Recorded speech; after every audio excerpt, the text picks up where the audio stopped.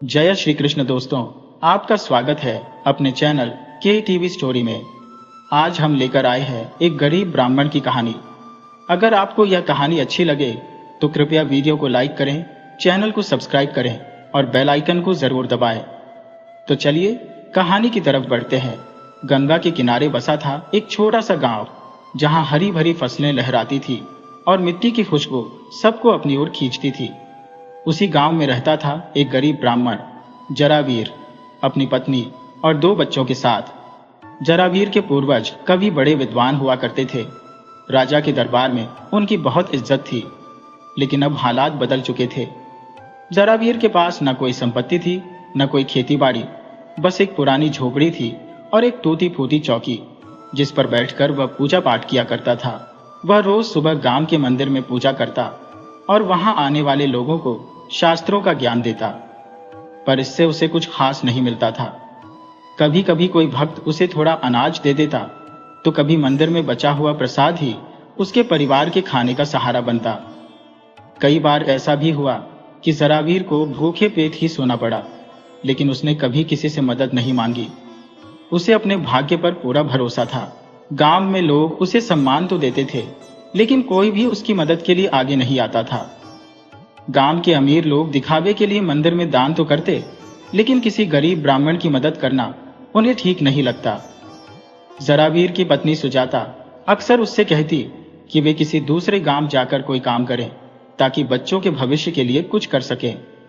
लेकिन जरावीर हर बार यही कहता कि ईश्वर सबकी चिंता करता है और हमें बस धैर्य रखना चाहिए। एक दिन की बात है, जरावीर के घर में खाने का एक भी दाना नहीं था। बच्चे भूख से रो रहे थे, सुजाता भी रो रही थी। जरावीर बहुत परेशान था, लेकिन उसने ईश्वर से प्रार्थना की और सोचा कि शायद कोई रास्ता निकलेगा।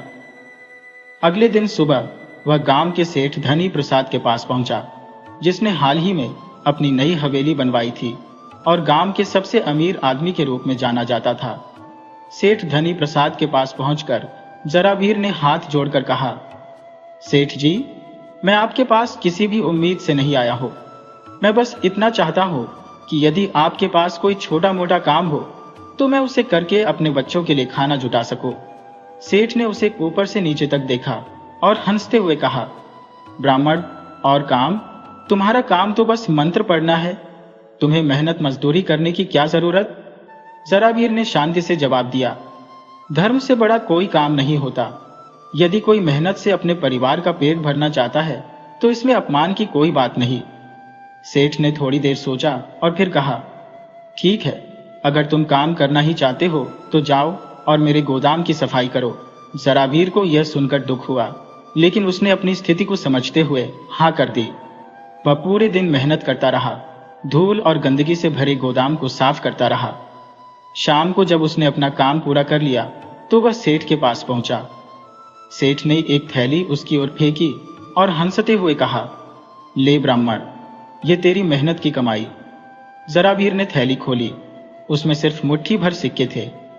इतने पैसे में तो मुश्किल से 2 दिन का गुजारा हो सकता था। फिर भी उसने बिना कुछ कहे वह पैसे उठा लिए और घर की ओर चल पड़ा। रास्ते में उसने सोचा कि शायद यह भी ईश्वर की परीक्षा का एक हिस्सा है। लेकिन जब वह घर पहुंचा तो उसके दोनों बच्चे बेहोश पड़े थे। वे भूख से इतने कमजोर हो चुके थे कि उठने की भी ताकत नहीं थी। सुजाता आंखों में आंसू लिए जरावीर की ओर देख रही थी, मानो कह रही हो कि अब और नहीं सहा जाता। जरावीर ने खुद को संभालते हुए सुजाता से कहा, आज जो भी मिला है उसी से काम चलाओ, कल शायद कुछ और रास्ता निकले। रात हुई, लेकिन जरावीर को नींद नहीं आई। वह बार बार यही सोचता रहा कि आखिर ईश्वर उसे इस कठिन परीक्षा में क्यों डाल रहा है। क्या यह सब सिर्फ भाग्य का खेल है या इसके पीछे कोई गहरा रहस्य छिपा हुआ है? सुबह जब जरावीर ने मंदिर जाकर पूजा की तो वहां एक अजनबी व्यक्ति आया। उसकी आंखों में एक अजीब सा तेज था। उसने जरावीर की ओर देखा और कहा, ब्राह्मण, मैं तुम्हारी हालत देख रहा हूं। यदि तुम चाहो तो मैं तुम्हें एक रास्ता बता सकता हूं, जिससे तुम्हारे सारे कष्ट समाप्त हो सकते हैं। जरावीर चौंका। उसने पूछा, कौन हो तुम और कौन सा रास्ता? अजनबी मुस्कुराया और बोला, ये जानने के लिए तुम्हें मेरे साथ आना होगा, लेकिन याद रखना ये सफर आसान नहीं होगा। जरावीर असमंजस में था। क्या वह इस अनजान व्यक्ति पर भरोसा कर सकता था? क्या यह सच में ईश्वर की तरफ से कोई संकेत था या फिर कोई नया छल? जरावीर उस अजनबी की आंखों में देखता रहा। उसकी आंखों में एक रहस्यमयी चमक थी, मानो वह कुछ ऐसा जानता हो जो जरावीर नहीं जानता था। कुछ देर तक चुप रहने के बाद जरावीर ने धीमी आवाज में पूछा, तुम कौन हो और मुझे कहां ले जाना चाहते हो?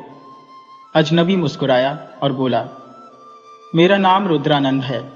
मैं एक साधु हूं और वर्षों से तपस्या कर रहा हूं। मैं तुम्हारी दशा देखकर यहां आया हूं। यदि तुम तैयार हो तो मैं तुम्हें एक ऐसा मार्ग दिखा सकता हूं जिससे तुम्हारा जीवन बदल सकता है। लेकिन यह मार्ग आसान नहीं है, इसमें परीक्षा भी होगी और त्याग भी। क्या तुम इसके लिए तैयार हो? जरावीर कुछ पल के लिए सोच में पड़ गया। उसकी आंखों के सामने अपने बच्चों के भूखे चेहरे और सुजाता की बेबस आंखें घूम गई। क्या वह इस रहस्यमयी साधु पर विश्वास कर सकता था? लेकिन फिर उसे लगा कि अब खोने को कुछ भी नहीं बचा था। उसने दृढ़ता से कहा, मैं तैयार हूं। रुद्रानंद ने जरावीर को संकेत किया कि वह उसके साथ चले। दोनों गांव के बाहर एक घने जंगल की ओर बढ़ने लगे। जंगल में कदम रखते ही जरावीर को हल्की ठंडक महसूस हुई। हवा में एक अजीब सी खुशबू थी जो उसे पहले कभी महसूस नहीं हुई थी। पक्षियों की आवाजें गूंज रही थी और कभी कभी किसी जंगली जानवर की डरावनी चीख भी सुनाई दे जाती थी। चलते चलते जरावीर को एहसास हुआ कि यह कोई सामान्य जंगल नहीं था। यहाँ का वातावरण किसी रहस्य से भरा था। उसने साधु से पूछा, हम कहाँ जा रहे हैं? रुद्रानंद बिना रुके बोला, सत्य की ओर। जरावीर को यह जवाब समझ नहीं आया, लेकिन उसने आगे कुछ नहीं पूछा। लगभग 2 घंटे चलने के बाद वे एक विशाल बरगद के पेड़ के पास पहुंचे। पेड़ के नीचे एक पुराना पत्थर का चबूतरा था, जिस पर कुछ रहस्यमयी चिन्ह खुदे हुए थे। साधु ने जरावीर को बैठने का संकेत किया और खुद भी ध्यान मुद्रा में बैठ गया। कुछ देर तक चुप रहने के बाद उसने धीरे से कहा, अब समय आ गया है कि तुम्हें अपने भाग्य का सच पता चले। जरावीर चौंक गया। भाग्य का सच? साधु ने आंखें खोली और कहा, हाँ, तुम्हारा दुर्भाग्य कोई संयोग नहीं है। यह तुम्हारे पूर्व जन्मों के कर्मों का फल है। लेकिन यदि तुम हिम्मत दिखाओ तो इस दुर्भाग्य को सौभाग्य में बदल सकते हो। जरावीर को कुछ समझ नहीं आया। वह कुछ कहता, इससे पहले ही साधु ने अपने झोले से एक ताम्र पत्र निकाला, जिस पर प्राचीन लिपि में कुछ लिखा हुआ था। उसने जरावीर की ओर बढ़ाते हुए कहा, यह एक गुप्त मंत्र है। यदि तुम इसे विधि पूर्वक सिद्ध कर सको तो तुम्हारी सारी विपत्तियां दूर हो जाएंगी। लेकिन ध्यान रहे, यदि मन में कोई छल कपट हुआ या कोई लोभ आया तो यह मंत्र तुम्हारे लिए विनाशकारी भी हो सकता है। जरावीर ने कांपते हाथों से ताम्रपत्र लिया और उस पर खुदे अक्षरों को पढ़ने की कोशिश की। लिपि कुछ जानी पहचानी सी लग रही थी, लेकिन स्पष्ट रूप से समझ नहीं आ रही थी। उसने साधु की ओर देखा। मुझे इसे पढ़ना नहीं आता। साधु मुस्कुराया। इसका ज्ञान केवल उन्हीं को मिलता है जो सच्चे हृदय से इसे समझना चाहते हैं। तुम कुछ दिन तक यहाँ रहो, मैं तुम्हें इस मंत्र की साधना करना सिखाऊंगा। यदि तुम सफल रहे तो तुम्हारा जीवन बदल जाएगा। जरावीर ने अपने घर की चिंता की। उसकी पत्नी और बच्चे उसका इंतजार कर रहे होंगे। उसने साधु से कहा, मुझे अपने परिवार को बताए बिना यहाँ रहना ठीक नहीं लगेगा। मैं उनके बिना नहीं रह सकता। साधु ने सिर हिलाया। यह भी परीक्षा का एक हिस्सा है, लेकिन यदि तुम जाना चाहते हो तो जा सकते हो। पर याद रखना, यदि तुम वापस आए तो यह तुम्हारे लिए आखिरी अवसर होगा। जरावीर के मन में उथल पुथल मच गई। एक तरफ उसका परिवार था जो भूखा प्यासा उसका इंतजार कर रहा था, और दूसरी तरफ यह रहस्यमयी अवसर जिससे शायद उसका भाग्य बदल सकता था। वह सोच में पड़ गया कि क्या करे। थोड़ी देर सोचने के बाद उसने निर्णय लिया कि वह अपने परिवार को पहले बताएगा। उसने साधु से कहा, मैं अभी घर जाकर उन्हें सब कुछ बताकर आता हूँ। यदि यह सच में मेरा मार्ग है तो मैं अवश्य लौटूंगा। साधु ने उसे गंभीरता से देखा। समय बहुत महत्वपूर्ण है ब्राह्मण, जितना जल्दी आओगे उतना ही अच्छा होगा। देर मत करना। जरावीर ने सिर हिलाया और जंगल से वापस गांव की ओर चल पड़ा। घर पहुंचते ही सुजाता और बच्चों ने उसे घेर लिया। सुजाता ने चिंतित स्वर में पूछा, तुम इतनी देर कहाँ थे? क्या कोई काम मिला? जरावीर ने उन्हें सारी बात बताई। उसने बताया कि कैसे एक रहस्यमयी साधु मिला और उसने उसे एक गुप्त मंत्र की साधना का अवसर दिया है। सुजाता उसकी बातें सुनकर घबरा गई। अगर यह कोई छल हुआ तो? अगर वे तुम्हें किसी मुसीबत में डाल दें तो? जरावीर ने उसे सांत्वना दी। मुझे विश्वास है कि यह साधु कोई साधारण व्यक्ति नहीं है। उनकी बातों में सच्चाई थी। और फिर हमारी स्थिति इससे बुरी और क्या हो सकती है? सुजाता ने कुछ नहीं कहा। वह जानती थी कि जरावीर का मन बना हुआ है। उसने धीरे से कहा, अगर यह तुम्हारा निर्णय है तो मैं तुम्हें नहीं रोकूंगी। बस इतना वादा करो कि यदि किसी भी तरह का खतरा महसूस हो तो तुम वहां से लौट आओगे। जरावीर ने उसकी आंखों में देखा और वादा किया। उसने बच्चों को गले लगाया और अगले दिन सुबह फिर से जंगल की ओर चल पड़ा। इस बार उसका मन दृढ़ था। वह जानता था कि अब कोई और विकल्प नहीं बचा था। या तो वह इस रहस्यमयी साधना को सफलतापूर्वक पूरा करेगा या फिर उसका भाग्य हमेशा के लिए ऐसा ही बना रहेगा।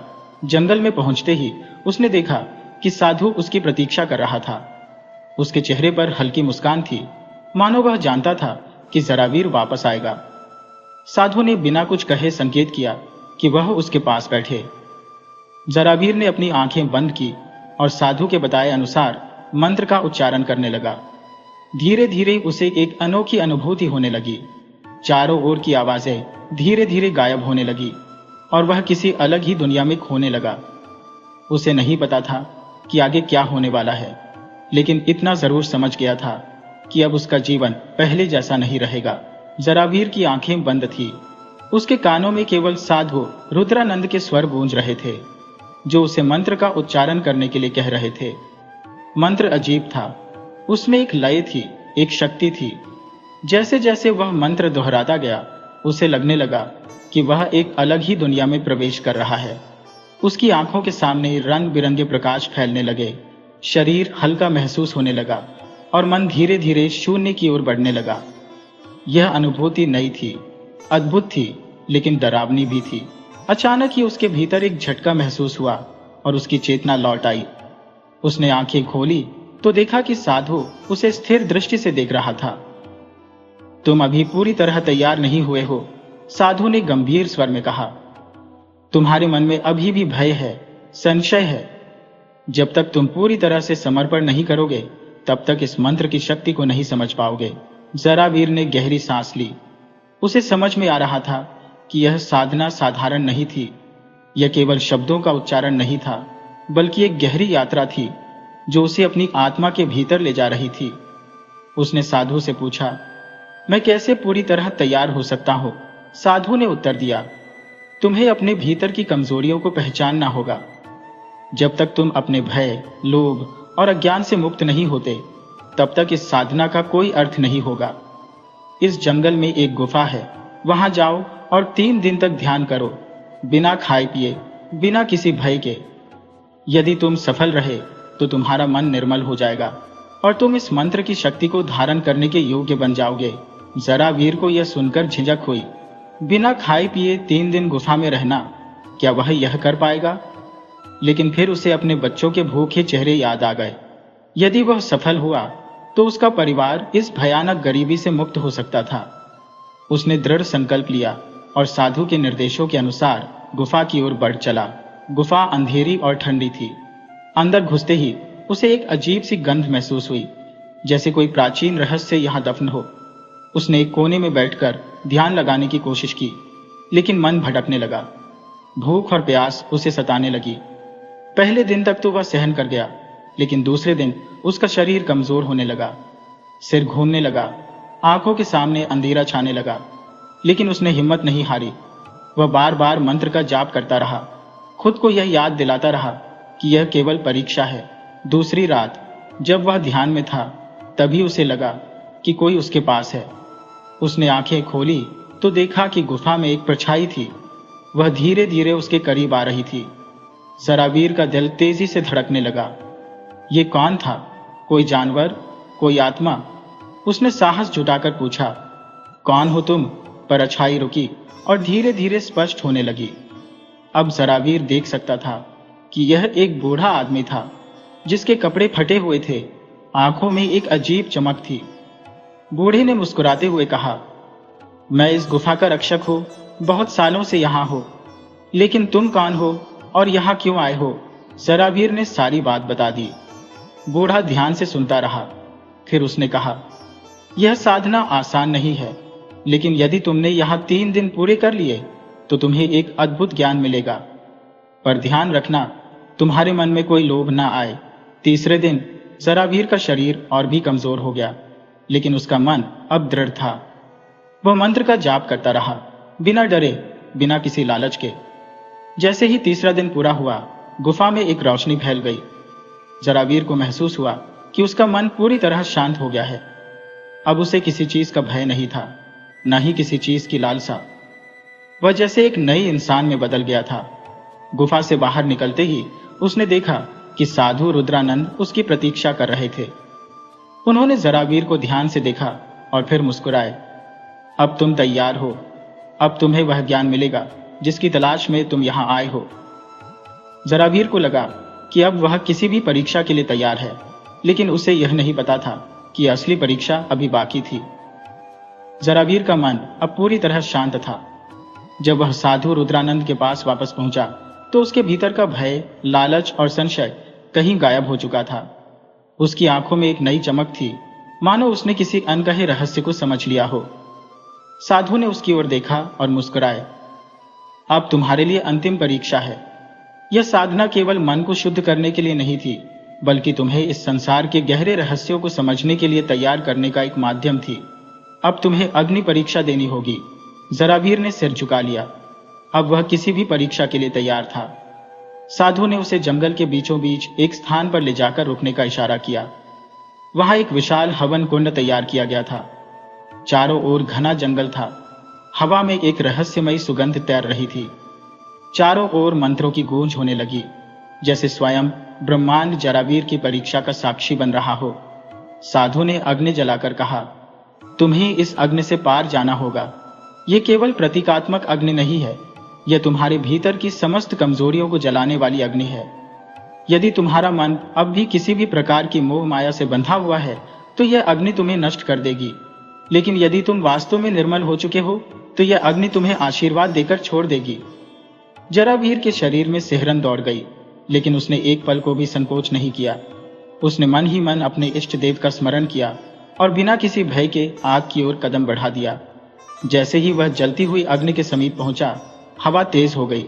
अग्नि की लपटें और भी ऊंची उठने लगी, लेकिन जरावीर पीछे नहीं हटा। उसके कदम स्थिर थे, मन शांत था। जैसे ही उसने पहला कदम अग्नि में रखा, उसे लगा कि उसके शरीर को कोई ऊर्जा घेर रही है। अग्नि ने उसे स्पर्श किया, लेकिन जलन का कोई अनुभव नहीं हुआ। दूसरा कदम रखते ही उसे एक अद्भुत अनुभूति हुई, जैसे कोई शक्ति उसे भीतर से निर्मल कर रही हो। जब वह अग्नि से पार होकर दूसरी ओर पहुंचा तो वहां खड़े सभी साधु और ऋषि आश्चर्यचकित थे। साधु रुद्रानंद ने हाथ जोड़कर कहा, आज तुमने सिद्ध कर दिया कि सच्ची भक्ति और आत्मनिर्मलता किसी भी अग्नि परीक्षा को पार कर सकती है। अब तुम्हारे पास वह ज्ञान है जिसे केवल विशेष लोग ही धारण कर सकते हैं। जरावीर की आंखों में आंसू आ गए। यह केवल एक परीक्षा नहीं थी, यह उसके जीवन का सबसे बड़ा मोड़ था। अब वह केवल एक गरीब ब्राह्मण नहीं था, अब वह एक ज्ञानी, तपस्वी और बलशाली पुरुष बन चुका था। लेकिन यह अंत नहीं था, यह तो केवल एक नई शुरुआत थी। साधु ने आगे बढ़कर एक पोटली निकाली, जिसमें कुछ दुर्लभ वस्त्र, मड़ियां और जड़ी बूटियां थी। उन्होंने कहा, यह केवल धन संपत्ति नहीं है, यह ज्ञान और सिद्धि का प्रतीक है। लेकिन इसे केवल अपनी आवश्यकता के लिए उपयोग करना, लालच में मत पड़ना, अन्यथा यह शक्ति तुम्हें नष्ट कर सकती है। जरावीर ने सिर झुका लिया। अब उसके मन में किसी भी प्रकार का लालच नहीं बचा था। वह केवल अपने परिवार के लिए एक नई सुबह चाहता था। साधु ने आशीर्वाद देकर कहा, अब जाओ, तुम्हारी परीक्षा पूरी हुई। लेकिन याद रखना, असली परीक्षा तब शुरू होती है जब जीवन तुम्हें फिर से प्रलोभनों में घेरता है। यदि तुम सच्चे रहोगे तो यह ज्ञान और शक्ति तुम्हारे साथ रहेगी। जरावीर गांव की ओर चल पड़ा। उसके हृदय में असीम शांति थी, आंखों में आत्मविश्वास था। लेकिन उसे यह नहीं पता था कि गांव पहुंचते ही उसकी परीक्षा का दूसरा चरण शुरू होने वाला था। जरावीर गांव की ओर बढ़ रहा था।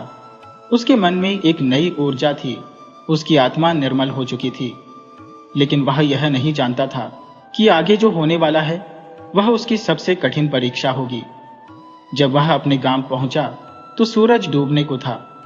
आसमान में नारंगी और लाल रंग बिखरे थे, मानो प्रकृति भी उसके स्वागत की तैयारी कर रही हो। लेकिन गांव के द्वार पर ही उसे कुछ अजीब सा महसूस हुआ। कुछ लोग उसकी ओर घूर रहे थे, कुछ फुसफुसा रहे थे। जैसे ही वह अपने घर पहुंचा, उसे भीतर से अपनी पत्नी और बच्चों की रोने की आवाज सुनाई दी। उसका हृदय धड़क उठा। दरवाजा खोलते ही उसने देखा कि उसकी पत्नी जमीन पर बैठी विलाप कर रही थी और बच्चे सहमे हुए थे। घर के भीतर पूरा सामान बिखरा पड़ा था, मानो किसी ने लूटपाट की हो। उसने आगे बढ़कर पत्नी से पूछा, यह क्या हुआ? पत्नी ने आंसू पोंछते हुए कहा, हम पर विपत्ति टूट पड़ी है। गांव के मुखिया और कुछ दबंगों ने हमारी जमीन छीन ली। वे कह रहे थे कि तुमने किसी तांत्रिक से धन प्राप्त किया है और अब तुम्हारे पास कोई अधिकार नहीं बचा। उन्होंने कहा कि तुम्हें गांव से निकाल दिया गया है। जरावीर ने गहरी सांस ली। उसे अब समझ आया कि यह परीक्षा अभी खत्म नहीं हुई थी। वह सीधा गांव के मुखिया के घर की ओर बढ़ा। रास्ते में गांव के लोग उसे देखकर पीछे हट रहे थे। कोई भी उसकी ओर देखने की हिम्मत नहीं कर रहा था। जब वह मुखिया के घर पहुंचा तो वहां कई लोग जमा थे। जैसे ही उसने भीतर कदम रखा, मुखिया ने व्यंग्य से कहा, तो हमारे महान ब्राह्मण लौट आए। सुना है कि तुमने कोई गुप्त विद्या प्राप्त कर ली है। क्यों, अब तुम हमें श्राप दोगे? जरावीर ने शांत स्वर में कहा, मैं श्राप देने नहीं आया, मैं न्याय मानने आया हूं। मेरी जमीन मुझे वापस चाहिए। मुखिया ठहाका लगाकर हंस पड़ा। न्याय? ये गांव तुम्हारे जैसे गरीब ब्राह्मणों के लिए नहीं है। तुम्हारे पास जो कुछ भी था वह अब हमारा है। अगर तुम्हें अपनी जमीन चाहिए तो पहले साबित करो कि तुमने धन कैसे प्राप्त किया, वरना हम तुम्हें गांव से निकाल देंगे। गांव के कुछ बुजुर्गों ने बीच बचाव करने की कोशिश की, लेकिन मुखिया और उसके साथियों का अहंकार चरम पर था। जरावीर को समझ आ गया था कि अब केवल शब्दों से न्याय नहीं मिलेगा। उसने आंखें बंद की और साधु रुद्रानंद द्वारा दी गई शक्ति को भीतर महसूस किया। जब उसने आंखें खोली तो वहां मौजूद सभी लोगों को उसकी आंखों में एक दिव्य तेज दिखाई दिया। अचानक हवा तेज चलने लगी, पेड़ सरसराने लगे। जरावीर ने अपने हाथ उठाए और कहा, अगर मैंने किसी अधर्म से धन प्राप्त किया है तो इस पृथ्वी पर मुझे अभी दंड मिल जाए, लेकिन यदि मैं सत्य पर हूं तो यह संसार मेरे पक्ष में होगा। जैसे ही उसने यह शब्द कहे, मुखिया और उसके साथी सहम गए। अचानक जमीन पर कंपन होने लगा। लोगों ने डर के मारे इधर उधर भागना शुरू कर दिया। मुखिया की हवेली में दरारें पड़ने लगी और देखते ही देखते उसका सारा धन जमीन में समा गया। मुखिया घबराकर जरावीर के पैरों में गिर पड़ा। मुझे माफ कर दो, मैं अज्ञानता में था, मुझे क्षमा करो। जरावीर ने गहरी सांस ली और कहा, धन का अभिमान किसी को नहीं करना चाहिए। आज प्रकृति ने तुम्हें सिखाया है कि अधर्म की सत्ता अधिक समय तक नहीं दिखती। गांव के लोग जो अब तक मूक दर्शक बने हुए थे, वे जरावीर के चरणों में आकर बैठ गए। हमें ज्ञान दो, हमें सही मार्ग दिखाओ। जरावीर ने मुस्कुराकर कहा, ज्ञान बांटा जाता है, संग्रह नहीं किया जाता। यदि तुम सत्य के मार्ग पर चलने का व्रत लेते हो तो मैं तुम्हें मार्ग दिखाने को तैयार हो। गांव में एक नया युग शुरू हो चुका था। लोग अब सत्य और धर्म के मार्ग पर चलने लगे थे। मुखिया ने अपने सभी पापों का प्रायश्चित किया और जरावीर की जमीन उसे लौटा दी। जरावीर अब केवल एक गरीब ब्राह्मण नहीं था, वह पूरे गांव का मार्गदर्शक बन चुका था। उसके पास धन संपत्ति भले ही सीमित थी, लेकिन उसका ज्ञान और शक्ति अब अनंत थी। कई वर्षों बाद जब जरावीर का नाम दूर दूर तक प्रसिद्ध हो गया तो एक दिन वही साधु रुद्रानंद पुनः गांव आए। उन्होंने जरावीर को देखा और मुस्कुराकर कहा, अब तुम सच में एक सच्चे ब्राह्मण बन चुके हो। अब तुम्हें किसी भी परीक्षा की आवश्यकता नहीं, तुमने स्वयं को सिद्ध कर दिया है। जरावीर ने अपने गुरु के चरण छुए और कहा, गुरुदेव, मैं आज जो भी हो वह आपके कारण हो, लेकिन यह भी सत्य है कि परीक्षा कभी समाप्त नहीं होती। जीवन स्वयं एक परीक्षा है और जब तक हम इस संसार में हैं तब तक सीखते रहना ही हमारा धर्म है। साधु रुद्रानंद ने आशीर्वाद दिया और कहा, यही सच्चा ज्ञान है। जाओ, अपने ज्ञान से इस संसार को रोशन करो। जरावीर ने अपने गुरु को प्रणाम किया और अपने जीवन को धर्म, सत्य और ज्ञान के मार्ग पर समर्पित कर दिया। वह गरीब ब्राह्मण जिसने एक समय अन्न के लिए संघर्ष किया था, अब न केवल अपने गांव बल्कि पूरे राज्य में सम्मानित व्यक्ति बन चुका था। उसकी गरीबी अब केवल भौतिक रूप में थी, लेकिन ज्ञान और शक्ति की दृष्टि से वह सबसे धनी व्यक्ति था। कहानी समाप्त हुई, लेकिन उसकी गूंज युगों तक बनी रही।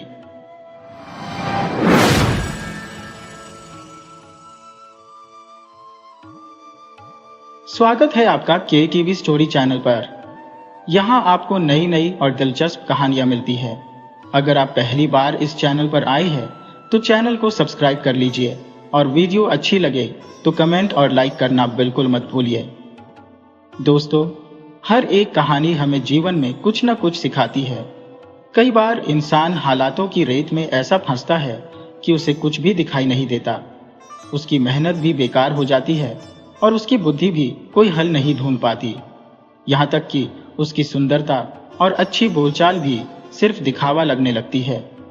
क्या जीवन सिर्फ एक संघर्ष है या फिर इन बातों से ऊपर कुछ और है जो हमारी कामयाबी का कारण बनता है? तो तैयार हो जाइए, क्योंकि यह यात्रा आपके दिल को हिला देगी।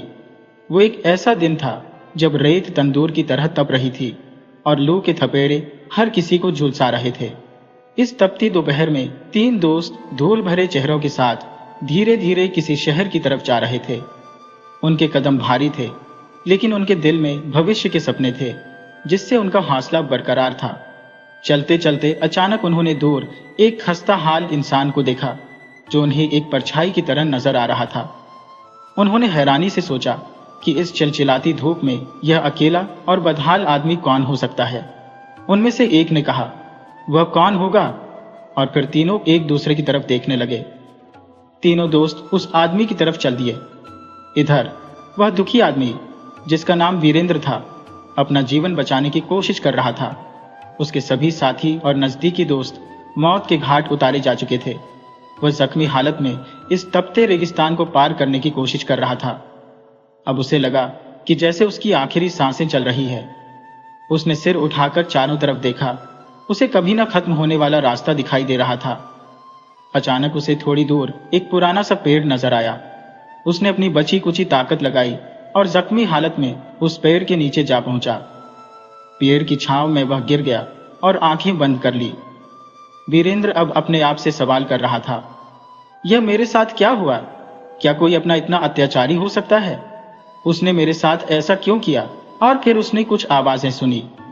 घबराकर उसने आंखें खोली तो सामने से 3 नौजवान आते हुए दिखाई दिए जो उसकी तरफ ही आ रहे थे। वीरेंद्र यह देखकर सहम गया कि उसकी जान लेने के लिए वे 3 लोग आ रहे हैं। उसने वहां से उठने की कोशिश की, पर उसके थके हुए कदमों ने साथ नहीं दिया। जब वे तीनों नौजवान उसके पास पहुंचे तो उसका हालचाल पूछने लगे। उनके चेहरों पर मुस्कुराहट देखकर वीरेंद्र का डर खत्म हो गया। वे तीनों उसके पास बैठ गए और उसे पानी पिलाया। उन्होंने वीरेंद्र से पूछा कि वह कौन है, पर वीरेंद्र उनकी बातों का कोई जवाब न दे सका। उनमें से एक ने कहा, घबराओ मत भाई, हम तुम्हें कोई नुकसान नहीं पहुंचाने आए हैं। मैं तो एक मामूली सा किसान हूं। मेरे पिताजी भी किसान हैं। गरीबी और तंगी ने मुझे निराश कर दिया, इसलिए मैंने फैसला किया कि मैं किसी दूसरे शहर में जाऊं और वहां कुछ ऐसा करूं जिससे मेरी जिंदगी बदल जाए। दूसरे मुसाफिर ने कहा, मैं एक व्यापारी हूं।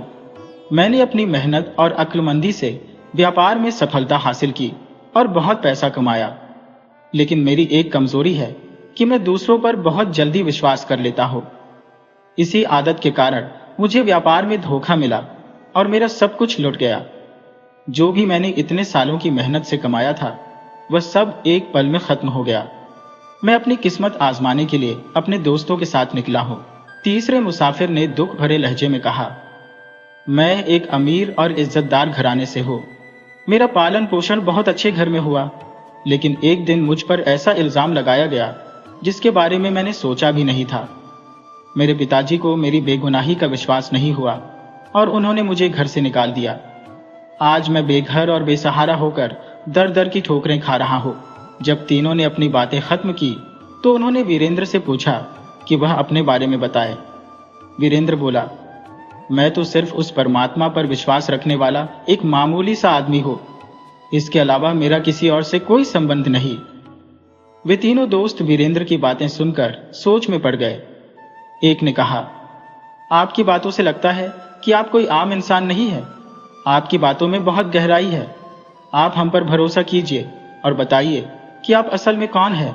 वीरेंद्र ने एक लंबी सांस भरी और कहा, मैं एक रियासत का राजा हूं। यह सुनकर तीनों मुसाफिर हैरान रह गए और उसकी तरफ देखने लगे। वीरेंद्र ने आगे कहा, समय कभी किसी के साथ एक सा नहीं रहता, चाहे वह आम इंसान हो या राजा। मेरे पिता ने अपनी जिंदगी बड़ी ईमानदारी और लोगों की सेवा में गुजारी। उनकी मौत के बाद राजा गद्दी मुझे मिली। मेरा पालन पोषण बहुत अच्छे माहौल में हुआ, जहां मुझे अच्छी शिक्षा मिली। मैंने अपने काम को ईश्वर का काम समझकर पूरी ईमानदारी और सच्ची भावना के साथ किया। यह सुनकर तीनों मुसाफिर हैरानी से पूछने लगे, तो फिर आपकी यह हालत कैसे हो गई? वीरेंद्र के चेहरे पर दुख की लकीरें साफ नजर आ रही थी। उसने जवाब दिया, मेरा एक भाई है जो बहुत ही बददिमाग और जिद्दी है। वह हमेशा मेरे दुश्मनों के साथ मिलकर मेरे खिलाफ षड्यंत्र करता रहा। मैंने उसे राजगद्दी देने की बात भी कही, पर वह नहीं माना। एक दिन उसने मेरे दुश्मनों के साथ मिलकर शहर में लूटमार शुरू कर दी। उनमें से एक टोली, जिसकी अगुवाई मेरा भाई कर रहा था, ने मेरे महल पर हमला कर दिया और मेरे सारे पहरेदारों को मार दिया। अगर वक्त रहते मैं वहां से ना निकलता तो आज मैं भी जिंदा नहीं होता। लेकिन परमात्मा की इच्छा शायद कुछ और ही थी और मेरी जान बच गई। मेरी राजगद्दी, मेरा राज्य और मेरे लोग, सब कुछ मुझसे छिन गया। आज मैं बिल्कुल अकेला हूं, लेकिन मुझे इस बात का कोई दुख नहीं है, क्योंकि ईश्वर हमेशा मेरे साथ है। देखो, उसने तुम लोगों को भेज दिया और मेरी जान बच गई। वीरेंद्र की बात सुनकर वे तीनों नौजवान एक साथ बोले, आज से हम चारों दोस्त हैं। हर सुख दुख में हम एक दूसरे के साथ रहेंगे।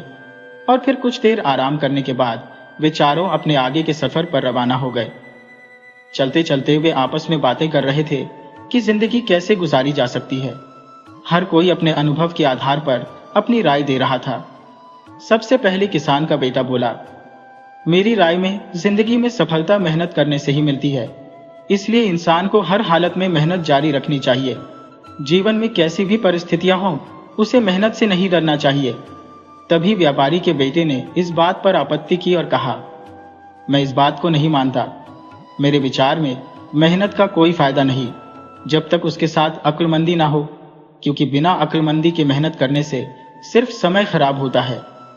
फिर वह नौजवान, जो एक ऊंचे खानदान से था और शक्ल सूरत से बहुत सुंदर था, बोला, तुम दोनों गलत हो। मेरे हिसाब से इंसान को उसके उद्देश्य तक ना तो मेहनत पहुंचाती है और ना ही अक्लमंदी। मुझे तो लगता है कि सुंदरता और अच्छी बोलचाल ही वह गुण है जो हर परिस्थिति को बेहतर बना सकते हैं। यही वह खूबियां है जो हमें हर मुश्किल से बाहर निकाल सकती हैं। वीरेंद्र, जो चुपचाप इन सब की बातें सुन रहा था, जब उसके साथियों ने उसके विचार पूछे तो उसने थोड़ा सोचा और कहा, इस दुनिया के मसले भी बड़े अजीब है।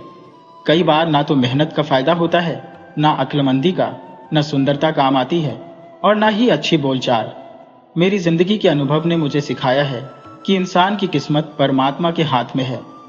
मनुष्य अपने सामर्थ्य के अनुसार उसी के बनाए रास्तों पर चलता है। बाकी सब बातें बेकार है। जब तक उस परमात्मा की इच्छा ना हो, इंसान का कोई गुण उसके काम नहीं आता। चारों दोस्तों की बहस किसी नतीजे पर नहीं पहुंची। चलते चलते उन्हें एक शहर दिखाई दिया, जहां पहाड़, जंगल और समुद्र सभी थे। चारों को लगा कि अब उनके जीवन की नई शुरुआत होने वाली है। किसान का बेटा बोला, मेरे विचार से यही वह शहर है जहां हमें अपनी किस्मत आजमानी चाहिए। मैं सबसे पहले काम की खोज करने जाऊंगा ताकि मैं कुछ पैसे कमाकर ला सकूं। तुम सभी यही मेरा इंतजार करो। यह कहकर वह शहर की तरफ बढ़ गया। शहर में पहुंचकर उसने व्यापारियों और कारीगरों से काम मांगा, लेकिन उसे कोई काम नहीं मिला। आखिरकार जंगल के पास उसकी मुलाकात एक लकड़हारे से हुई। किसान ने पूछा, क्या आप मुझे अपने पास काम पर रख सकते हैं ताकि मैं अपने 3 साथियों का पेट भर सकूं? लकड़हारे ने जवाब दिया, नौजवान, तुम ये कुल्हाड़ी उठाओ और जंगल से लकड़ियां काट कर लाओ। उन लकड़ियों को शहर में बेचो। इस काम के तुम्हें 10 आने मिलेंगे। कुछ घंटे की सख्त मेहनत के बाद किसान के बेटे ने लकड़ियों का गट्ठर तैयार कर लिया और उसे शहर में बेच दिया। इस तरह उसने 10 आने कमा लिए और उन पैसों से अपने साथियों के लिए खाना खरीदा। वापस आते समय उसने शहर के दरवाजे पर लिखा, मेहनत का फल 10 आने। ये लिखने के बाद वह खाना लेकर अपने दोस्तों के पास पहुंचा और सभी ने खुशी से खाना खाया। अगली सुबह सभी दोस्तों ने उस नौजवान को, जो ऊंचे खानदान से था, कहा, चलो आज तुम शहर जाओ और अपनी सुंदरता और अच्छी बोलचाल का फायदा उठाकर कुछ पैसे कमा कर लाओ। जब वह शहर में गया तो इधर उधर भटकता रहा, लेकिन समय की बर्बादी के अलावा कुछ नहीं हुआ। वह निराश होकर वापस आ रहा था। तभी उसकी मुलाकात एक आदमी से हुई जो बोला, मैं एक चित्रकार हूं, जहां भी मुझे सुंदरता नजर आती है मैं उसकी तस्वीर बना लेता हूं। क्या आप मेरी बात मानेंगे? मैं आपकी तस्वीर बनाऊंगा जो इस शहर में सुंदरता और जवानी की मिसाल बनेगी। नौजवान को अपने कानों पर विश्वास नहीं हुआ और वह राजी हो गया। चित्रकार उसे अपने घर ले गया और उसे एक शाही पोशाक दी। नौजवान ने वह कपड़े पहने और चित्रकार के कहने पर बैठ गया। चित्रकार ने उसकी तस्वीर बनानी शुरू कर दी। जब काम पूरा हुआ तो उसने नौजवान को 2 चांदी के सिक्के दिए। नौजवान बहुत खुश हुआ और उसने मंडी से खाने पीने की चीजें, कपड़े, जूते सब खरीदे। जब वह शहर के मुख्य दरवाजे से गुजरा तो उसने अपने दोस्त की लिखी बात देखी और उसके नीचे लिखा, मेहनत से बेहतर है सुंदरता, जिसकी एक दिन की कीमत है 2 चांदी के सिक्के। फिर वह अपने दोस्तों के पास आया और सभी ने मिलकर खाना खाया। सभी ने नए कपड़े पहने और उनके कुछ दिन बड़ी खुशी से गुजर गए। जब पैसे खत्म हो गए तो वीरेंद्र ने व्यापारी के बेटे से कहा, अब तुम्हारी बारी है, अपनी अक्लमंदी को आजमाओ और हमारे लिए कुछ खाने को लेकर आओ। व्यापारी का बेटा शहर की तरफ चल दिया। वह इस शहर में अनजान था और समझ नहीं पा रहा था कि क्या करे। वह बाजार की तरफ गया। तभी उसने देखा कि सभी व्यापारी अपना काम छोड़कर समंदर की तरफ जा रहे हैं। वह भी उनके पीछे चलने लगा। समंदर के किनारे पर उसने एक बड़ा समुद्री जहाज देखा जो माल से भरा था। व्यापारी उस जहाज पर चढ़ गए और मालिक से माल खरीदने की बात करने लगे, लेकिन कीमत ज्यादा होने के कारण वे कुछ नहीं खरीद सके और चले गए। वे कह रहे थे कि कुछ दिनों बाद जब माल बेकार हो जाएगा तो मालिक इसे कम कीमत में बेचेगा। जब सभी व्यापारी चले गए तो नौजवान व्यापारी ने जहाज के मालिक से सारा माल खरीदने की बात की और उनका सौदा 1000 स्वर्ण मुद्राओं में तय हुआ। उसने कहा, मैं यह रकम आपको कल दूंगा। फिर वह शहर में गया और ऐलान किया कि उसने समुद्री जहाज का सारा माल खरीद लिया है। शहर के व्यापारी जो उस माल को खरीदना चाहते थे उसके पास आए और माल खरीदने की बात करने लगे। बातचीत के बाद उन्होंने वह माल 1100 सोने की अशर्फियों में खरीद लिया। नौजवान ने व्यापारियों से रकम ली, जहाज के मालिक को 1000 सोने के सिक्के दिए और माल व्यापारियों को दे दिया। इस तरह उसने 100 सोने के सिक्के मुनाफे में कमा लिए। जब वह शहर के मुख्य दरवाजे से निकला तो उसने अपने दोस्तों की लिखी बातें देखी और उनके नीचे लिखा, बुद्धि सबसे बड़ी ताकत है, इसकी एक दिन की कीमत है 100 स्वर्ण मुद्राएं। अब उन चारों दोस्तों ने इस रकम से कई हफ्तों तक आराम से गुजारा किया। जब पैसे खत्म हो गए तो उन्होंने वीरेंद्र से कहा, अब तुम्हारी बारी है। तुम मेहनत, सुंदरता और बुद्धि पर यकीन नहीं रखते। अब जाओ और अपनी किस्मत के सहारे हमारे लिए कुछ पैसे कमा कर लाओ। वीरेंद्र, जो एक राजा था, उसने कभी रोजी रोटी कमाने का काम नहीं किया था। उसे समझ नहीं आ रहा था कि कहां से शुरू करे। जब वह शहर में गया तो उसने देखा कि एक जगह पर लोगों की भीड़ जमा थी और सभी दुखी थे। वे रो रो कर विलाप कर रहे थे। वीरेंद्र ने पूछा तो पता चला कि शहर के राजा की मौत हो गई है और लोग उसकी अर्थी को शमशान ले जा रहे हैं। वीरेंद्र वहीं पर था, लेकिन वह अंतिम यात्रा में शामिल नहीं हुआ। तभी शहर के कोतवाल ने उसे देखा और पूछा, तुम कौन हो? यहाँ के नहीं लगते। तुम यहाँ क्यों आए हो और विलाप क्यों नहीं कर रहे? वीरेंद्र ने कोई जवाब नहीं दिया तो कोतवाल को शक हुआ और उसने उसे किसी दूसरे राज्य का जासूस समझकर कैद में डाल दिया। दूसरी तरफ वीरेंद्र के तीनों साथी उसकी वापसी का इंतजार कर रहे थे। जब वह दूसरे दिन भी नहीं आया तो वे शहर का रुख कर लिया। यहाँ जो राजा मर गया था उसकी ना तो कोई संतान थी और ना ही कोई भाई जो राज गद्दी संभाल सके। राजा ने अपने जीते जी एक चिट्ठी अपने भरोसेमंद मंत्री के नाम लिख दी थी और कहा था कि यह चिट्ठी उसके मरने के बाद खोली जाए। जब मंत्री ने चिट्ठी खोली तो उसमें राजा की वसीयत थी। राजा ने फैसला किया था कि उसकी राजगद्दी पर कोई ऐसा इंसान बैठेगा जो ना तो मंत्री हो और ना ही किसी ऊंचे पद का मालिक, बल्कि कोई आम इंसान हो जिसे राजसी मर्यादा, राजनीतिक हुनर और सच्चे असूल की जानकारी हो। चिट्ठी में कुछ सवाल थे जिनका सही जवाब देने वाले को राजगद्दी मिल सकती थी। कुछ दिनों बाद राजा के दरबारियों ने मिलकर उत्तराधिकारी के बारे में सलाह मशवरा किया और फैसला किया कि राजा की वसीयत को पूरा किया जाए। पूरे राज्य में ऐलान हुआ कि जो भी राजा के सवालों के सही जवाब देगा उसे उत्तराधिकारी माना जाएगा। कई लोग आए लेकिन कोई भी सवालों के जवाब नहीं दे सका। प्रजा परेशान थी क्योंकि राजगद्दी को ज्यादा समय तक खाली छोड़ना खतरे को न्योता देने के बराबर था। फिर एक दिन कोतवाल ने दरबारियों को बताया कि कैद खाने में एक अजनबी आदमी है जो भला इंसान लगता है। अगर हम उससे बात करें और परखें तो हो सकता है कि वह इस राज्य के लिए सही साबित हो। कुछ लोगों को आपत्ति थी, लेकिन बाकी का कहना था कि एक बार आजमाने में कोई हर्ज नहीं। फिर कुछ दरबारी वीरेंद्र के पास गए और उससे कई सवाल पूछे। वीरेंद्र ने बचपन से ही अच्छे गुरुकुल में शिक्षा ली थी और उसने सभी सवालों के सही जवाब दिए। पहला सवाल था, वह कौन सा घड़ा है जो जितना मर्जी भर लो पर कभी भरता नहीं? वीरेंद्र ने जवाब दिया, लालच का घड़ा। दूसरा सवाल, वह कौन सा रथ है जिसका पहिया हमेशा घूमता रहता है? वीरेंद्र ने कहा, समय के रथ का पहिया जो हमेशा घूमता रहता है। तीसरा सवाल, वह कौन सा तराजू है जिसका तोल कभी गलत नहीं होता? वीरेंद्र ने जवाब दिया, इंसाफ का तराजू। अगला सवाल, वह कौन सा घड़ा है जो एक ना एक दिन भरता जरूर है? वीरेंद्र ने कहा, पाप का घड़ा। आखिरी सवाल, वह क्या है जिसे जितना मर्जी छुपाया जाए लेकिन वह सामने आ ही जाता है? वीरेंद्र का जवाब था, सच, यानी सच्चाई, जिसे कोई नहीं छुपा सकता। इसके अलावा और भी सवाल पूछे गए और वीरेंद्र ने सभी के सही जवाब दिए। दरबारियों को एहसास हुआ कि वीरेंद्र कोई साधारण इंसान नहीं है। फिर सभी ने उससे अनुरोध किया कि वह उनके राज्य का राजा बन जाए, क्योंकि परमात्मा की भी यही मर्जी है। इस तरह वीरेंद्र को कारागार से रिहा कर दिया गया और उसे राज्य का राजा बना दिया गया। राजा बनने के बाद वीरेंद्र ने कहा, आप लोगों ने मुझे राजा बनाया है।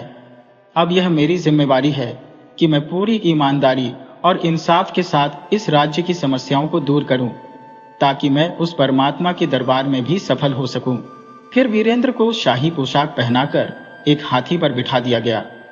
जब उसकी सवारी शहर के मुख्य दरवाजे पर पहुंची तो उसने वहां लिखी हुई बातें पढ़ी जो उसके दोस्तों ने लिखी थी। उसने अपने नौकर से कहा कि वह उन बातों के नीचे एक और बात लिख दे।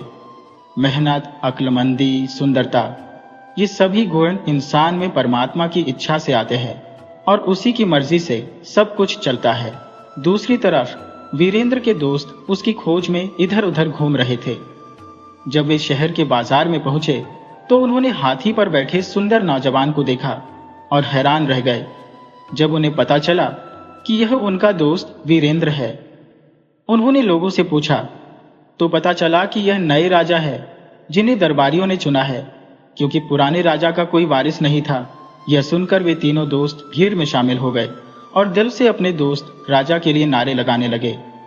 फिर उन्होंने शहर के मुख्य दरवाजे पर लिखी बातें पढ़ी, जिसमें राजा वीरेंद्र की लिखी बात भी थी। उन्हें पढ़कर सभी के चेहरे पर मुस्कान आ गई, क्योंकि उन्हें पता चल गया था कि उनके हर दोस्त ने अपनी बात को सही साबित किया था। फिर वे भीड़ को चीरते हुए हाथी के पास पहुंचे। वीरेंद्र ने अपने दोस्तों को देखा तो मुस्कुरा दिया और दिल से बहुत खुश हुआ। उसने इशारे से अपने दोस्तों को भीड़ के साथ चलने के लिए कहा। महल पहुंचकर वीरेंद्र ने अपने दोस्तों को बुलाया। जब वे उसके पास आए तो वीरेंद्र उठा और अपने दोस्तों को गले लगा लिया। सभी की आंखों में खुशी के आंसू थे। दोस्तों ने कहा, तुम बिल्कुल सच्चे थे दोस्त, यह तुम्हारा ईश्वर पर भरोसा है जिसने तुम्हें सफल बना दिया। वीरेंद्र ने कहा, जीवन में मेहनत, अक्लमंदी, सुंदरता, ये सभी गुण जरूरी है, लेकिन मुझे जो राजपाठ मिला है, यह तो मेरे परमात्मा का मेरे लिए पुरस्कार है। वह जिसे चाहे इज्जत दे और जिसे चाहे बेइज्जत कर दे। फिर उसने अपने तीनों दोस्तों को उनके गुणों के आधार पर अपने दरबार में अलग अलग पदों पर नियुक्त कर दिया। किसान के बेटे को मेहनत के कारण शहर के जरूरतमंद लोगों की समस्याओं को हल करने का जिम्मा दिया गया। व्यापारी के बेटे को उसकी व्यापारिक समझ के कारण शहर के व्यापार को बेहतर बनाने का काम सौंपा गया। उस युवक को, जो ऊंचे खानदान से था, अच्छी बोलचाल के कारण राज्य का विशेष राजदूत बना दिया गया। इस तरह उन तीनों दोस्तों को राज दरबार में सम्मानित पदों पर रखा गया। जब वीरेंद्र के भाई को यह खबर मिली कि उसका भाई एक बड़े राज्य का सम्राट बन गया है, तो उसे अपनी गलती का एहसास हुआ और वह माफी मांगने आया। वीरेंद्र ने कहा, मेरे भाई, इस दुनिया में कुछ भी स्थायी नहीं है। जो आज है वह कल नहीं होगा। इसलिए मेरी तुमसे नसीहत है कि तुम अपने बुरे कामों को छोड़कर सच्चाई का साथ दो। मेरे दिल में आज भी तुम्हारे लिए प्यार है, लेकिन मैं तुम्हें माफ नहीं कर सकता, क्योंकि इंसाफ के तराजू में तुम आज भी अपराधी हो। तुम्हारी सजा यह है कि जो राजगद्दी तुमने धोखेबाजी और हत्याओं से प्राप्त की है, उसे तुम्हें छोड़ना होगा।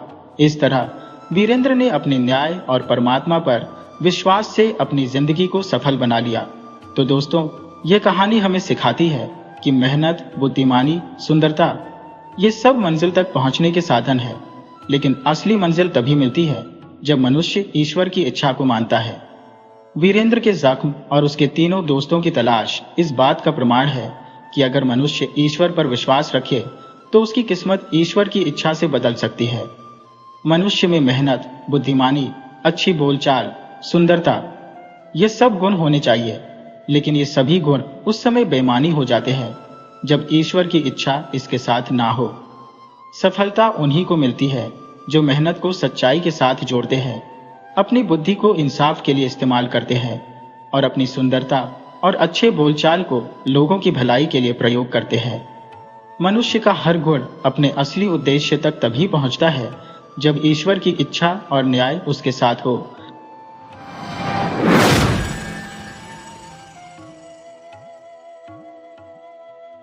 मनसापुर नाम के एक गांव में मोहन नाम का एक आदमी रहता था, जो लकड़ी काटकर अपना जीवन यापन करता था। उसके परिवार में सिर्फ वह और उसकी पत्नी थी। जलाऊ लकड़ी से होने वाली कमाई उसके लिए पर्याप्त नहीं थी। एक दिन उसकी पत्नी उससे कहने लगी, कितने ही दिन देख लो, तुम्हारी कमाई तो इतनी ही रहेगी। इस तरह से लकड़ी बेचकर हम कैसे गुजारा करेंगे? मेरी तो राय यह है कि तुम शहर जाकर कुछ काम करो। आखिर कितने सालों तक हम इसी तरह से अपना जीवन बिताएंगे? ऐसा सुनकर मोहन कहने लगा, देखो, मैंने तुमसे पहले भी कई बार कहा है कि मैं शहर नहीं जा सकता। मैं इस गांव को नहीं छोड़ सकता और मैं चाहता हूं कि अगली बार हमारे बीच इस बारे में कोई बहस नहीं होनी चाहिए। ये बात सुनकर उसकी पत्नी बोली, अब मैं क्या करूं? मेरे कर्म ही ऐसे हैं जो मुझे तुम्हारे साथ अपना जीवन बिताना पड़ेगा। अब खाना बन गया है, तुम खाना खा लो। भोजन करने के बाद लकड़हारा लकड़ियां काटने के लिए जंगल में चला गया। लकड़ी ढूंढते ढूंढते वह काफी दूर तक निकल आया था और सोचने लगा, आज तो मैं काफी दूर आ चुका हूं, मुझे एक बड़ा पेड़ चाहिए, लेकिन मुझे अभी तक कोई पेड़ नहीं मिला। तभी उसे एक पेड़ नजर आया जो कि काफी छोटा था। वह सोचने लगा, इससे मेरा क्या होगा, लेकिन लगता है आज इसी से काम चलाना पड़ेगा। उसने एक पेड़ काटा और फिर लकड़ियों का गट्ठर बनाकर वह लकड़ियां बेचने के लिए निकल गया। लेकिन यह क्या, आज तो लकड़ियां खरीदने वाला कोई था ही नहीं। तब वह सोचने लगा, क्या इन सब लकड़ियों को मुझे अपने घर लेकर जाना पड़ेगा? इतने में ही उसे शास्त्री जी की आवाज सुनाई दी, सुनो लकड़ी वाले, जरा इधर तो आओ, ये लकड़ियां तुमने कितने की दी? लकड़हारे ने पूछा, महाराज, क्या आपको सारी लकड़ियां चाहिए? तो मैं आपको यह लकड़ियां 10 आने में दे सकता हूं। शास्त्री जी बोले, मुझे सारी लकड़ियां चाहिए, लेकिन तुमने जो दाम बताया है उतना दाम मैं नहीं दे सकता। मैं तो सिर्फ 5 आने ही दे सकता हूं।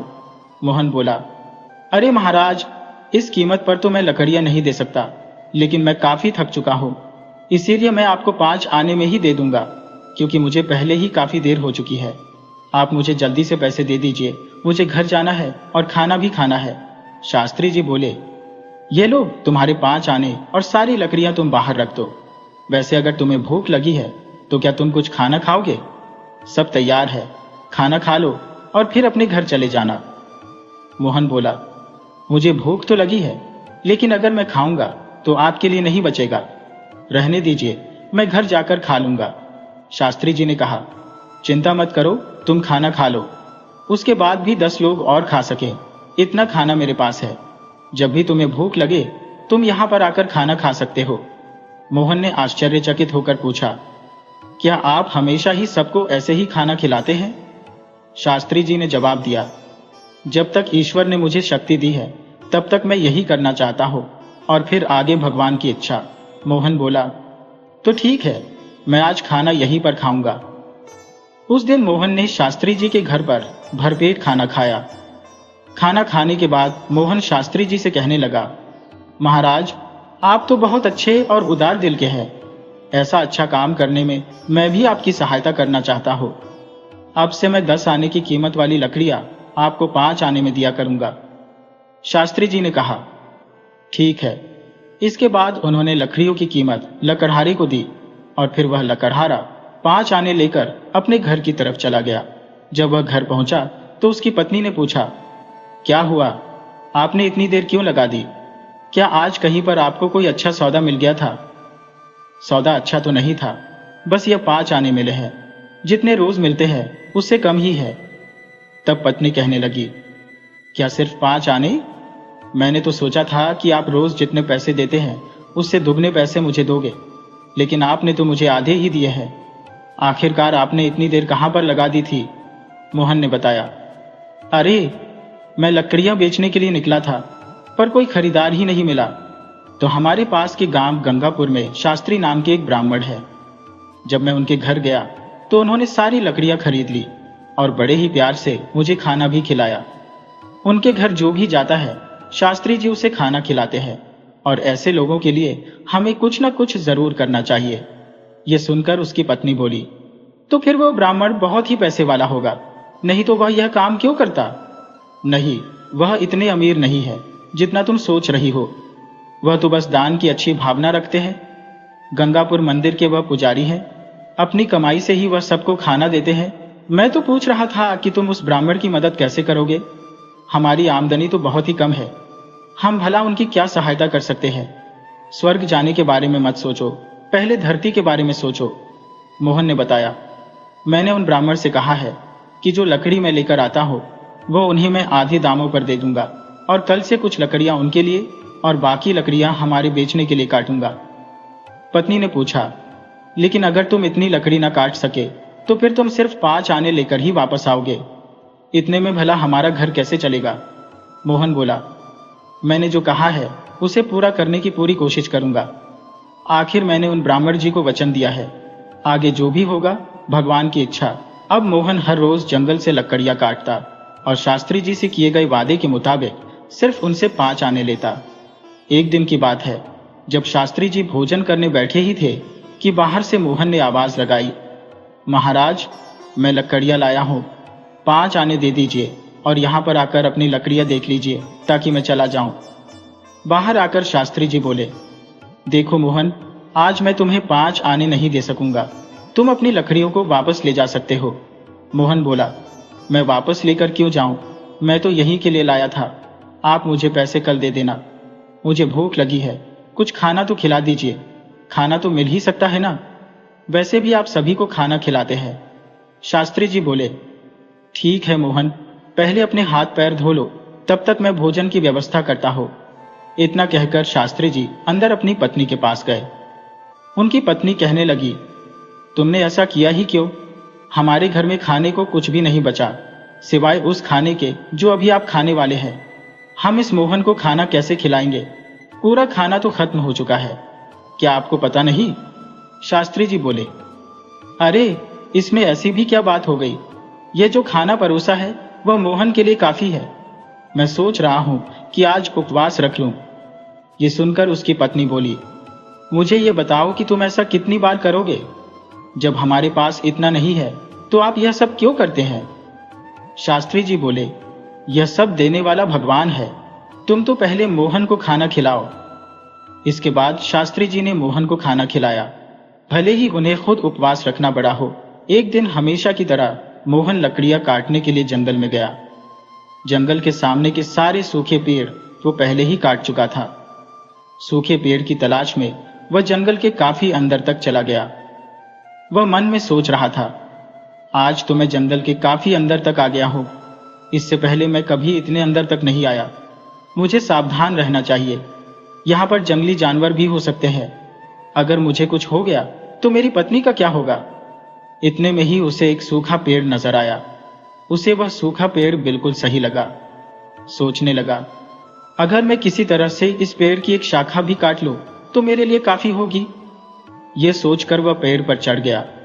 शाखा सूखी होने के कारण बगल के ही पेड़ के नीचे एक मिट्टी के टीले पर जा गिरी।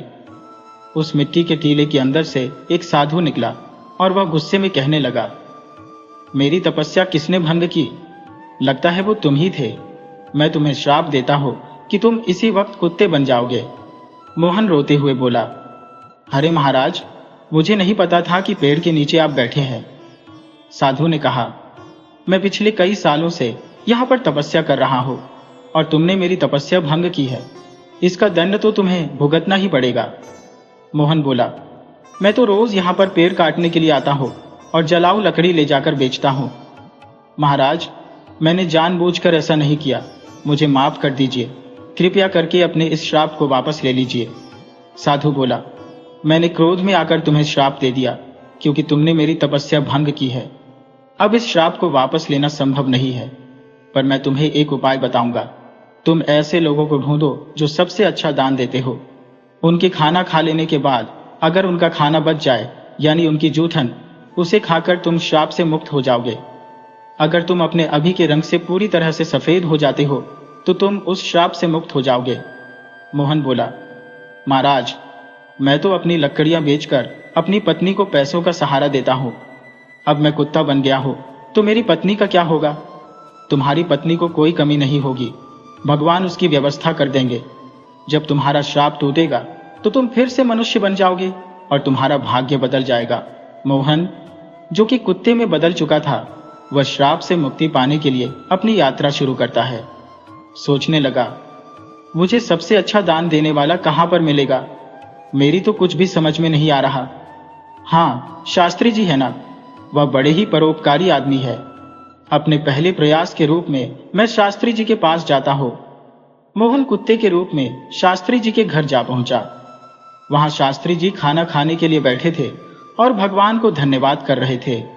हे भगवान, मैं सच में बहुत ही संतुष्ट हूं। आपने मुझे उन सभी को खाना खिलाने की शक्ति दी जो आज यहां पर आए थे।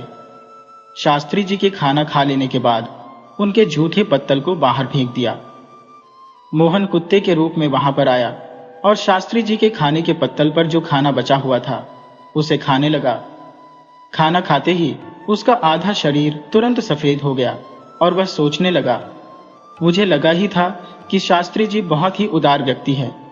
मुझे तुरंत ही आधे श्राप से मुक्ति मिल गई, लेकिन पूरी तरह से इस श्राप से मुक्त होने के लिए मुझे किसी दूसरे आदमी को ढूंढना पड़ेगा। शायद कोई आसपास ही मिल जाए। अगर जल्दी ही मुझे श्राप से मुक्ति मिल गई तो ऋषि के कहे अनुसार मेरा भाग्य बदल सकता है। ये तो मेरे साथ अच्छा हुआ। मुझे श्राप देने के लिए बहुत बहुत धन्यवाद महाराज। ऐसा सोचकर मोहन दूसरे आदमी को ढूंढने लगा। एक दिन कमल नाम का एक आदमी गोदान कर रहा था। वहां से दान लेने वाला नरेश कमल के बारे में सोचने लगा, कितना पवित्र आदमी है, और ऐसा यह सिर्फ मेरे साथ ही नहीं बल्कि वह हर एक के साथ करता है। ऐसे लोगों को तो आशीर्वाद मिलना चाहिए। यह देखकर कुत्ता बना हुआ मोहन सोचने लगा, आज मुझे श्राप से मुक्ति मिल जाएगी। यह आदमी शास्त्री जी के ही समान होना चाहिए जो सबसे अच्छा दान कर रहा है। यहीं पर रहकर मैं देखता हूं कि वह कब खाना खाता है। गोदान करने वाले उस आदमी कमल ने खाना खाया और पत्तल को बाहर फेंक दिया। मोहन तुरंत जाकर उस पत्तल में बचा हुआ खाना खाने लगा, लेकिन वह तो वैसे का वैसा ही रहा और सोचने लगा, कमल तो इतना बड़ा दानी है, फिर भी मेरा रंग क्यों नहीं बदला? मुझे कुछ समझ में नहीं आ रहा। वह वापस आकर शास्त्री जी के घर के पास आकर बैठ गया। वहां पर जाकर उसने देखा कि दो आदमी कमल के बारे में बातें कर रहे थे। उनमें से एक ने कहा, भाई, ये कमल हमेशा गांव के बाहर वालों को बुलाकर ही गाय दान करता है। अगर तुम सच जानोगे तो चौंक जाओगे। उसकी सारी गाय 2 महीने से ज्यादा दूध नहीं देती। उसे यह बात पहले से ही पता होती है और फिर उन गायों को बैठाकर खिलाना पड़ेगा, इसीलिए वह उन गायों को दान कर देता है।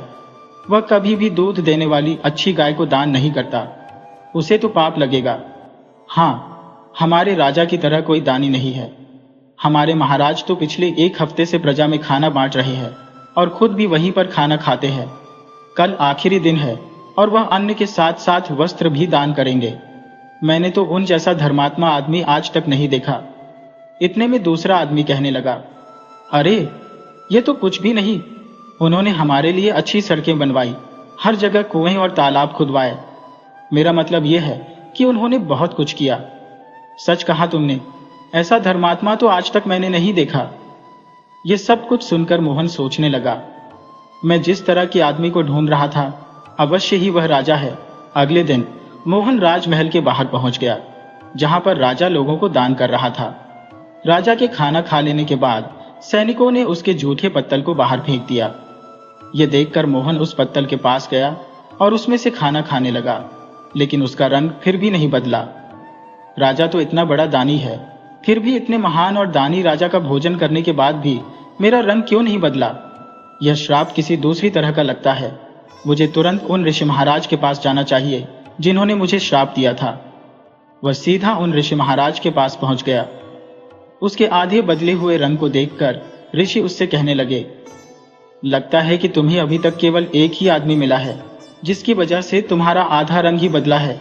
क्या तुम्हें कोई और नहीं मिला?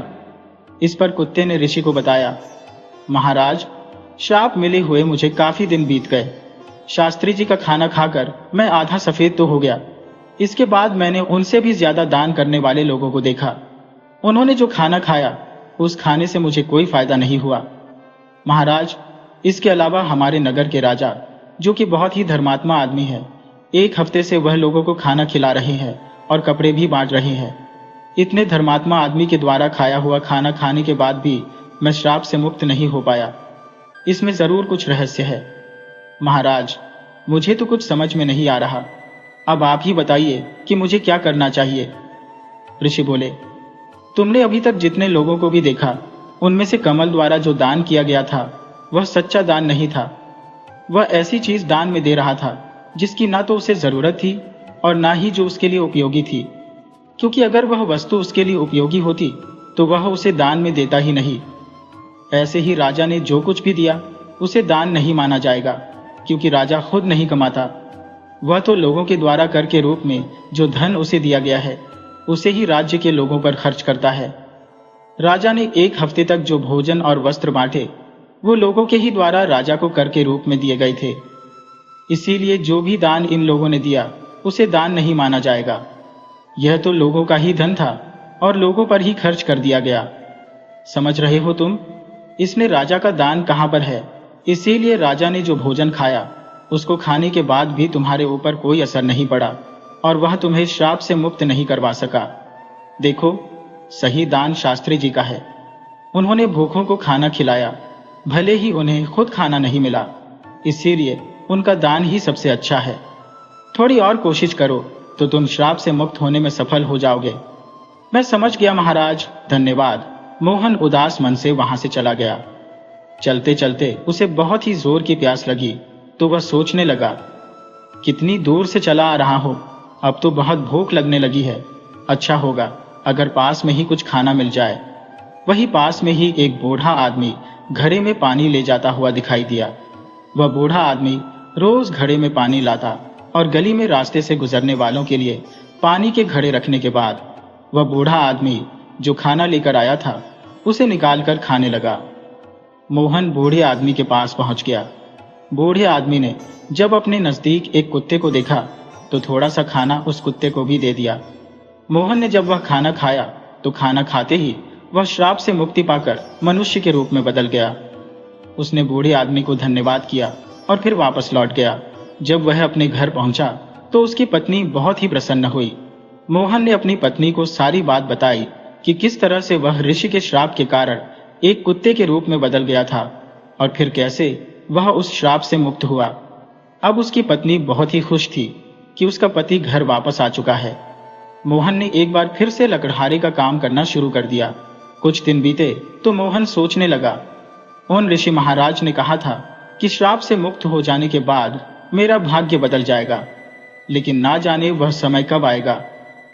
उस दिन मोहन ने अपने नगर में एक घोषणा होती हुई सुनी, जो कि राजा के द्वारा करवाई जा रही थी, जिसमें राजा ने यह ऐलान किया था कि वह अपने लिए एक नया महल बनवा रहा है। उसमें वह चंदन की लकड़ी के दरवाजे लगवाएगा। जो भी व्यक्ति चंदन की लकड़ी लाकर महाराज को देगा, महाराज उन लकड़ियों की उसे अच्छी कीमत देंगे। ये घोषणा सुनकर लकड़हारा सोचने लगा, यह अच्छा मौका है, अवश्य ही जंगल में जाकर मुझे चंदन की लकड़ियां ढूंढनी चाहिए ताकि मैं राजा को लकड़ियां देकर अच्छा धन कमा सकूं। और फिर मोहन ने जंगल में चंदन की लकड़ियां ढूंढना शुरू कर दिया। उसे इस काम के लिए काफी मेहनत करनी पड़ी।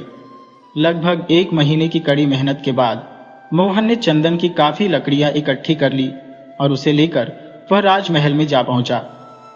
राजा ने उसे चंदन की लकड़ियों की अच्छी कीमत दी और साथ ही उसे कहा, अगर हो सके तो मुझे और भी चंदन की लकड़ियां चाहिए। अब अगले 1 साल तक लकड़हारा इसी तरह से जंगल में ढूंढ कर चंदन की लकड़ियां लाता और उसे राजा के महल में पहुंचाता। बदले में उसे अपनी मेहनत का अच्छा इनाम भी मिल रहा था। राजा भी लकड़हारे के इस काम से खुश था और जब राजा का नया महल बनकर तैयार हुआ तो उसमें चंदन की लकड़ी के दरवाजे भी बनाकर लगा दिए गए। एक दिन जब लकड़हारा जंगल में सूखी लकड़ियां काट रहा था कि तभी अचानक एक अजीब सी घटना घट गई। देखते ही देखते उसके सामने 3 विशालकाय पेड़ जोरदार आवाज के साथ नीचे आ गिरे, जिसके कारण उत्तर, दक्षिण और पश्चिम का रास्ता बंद हो गया और लकड़हारा तीनों तरफ से गिर गया। केवल पूर्व दिशा में ही कोई पेड़ नहीं था। वह उसी तरफ से जंगल से बाहर आ निकला। कुछ कदम चलते ही उसे वहां पर एक स्वर्ण कलश दिखाई दिया, जो कि स्वर्ण मुद्राओं से भरा हुआ था।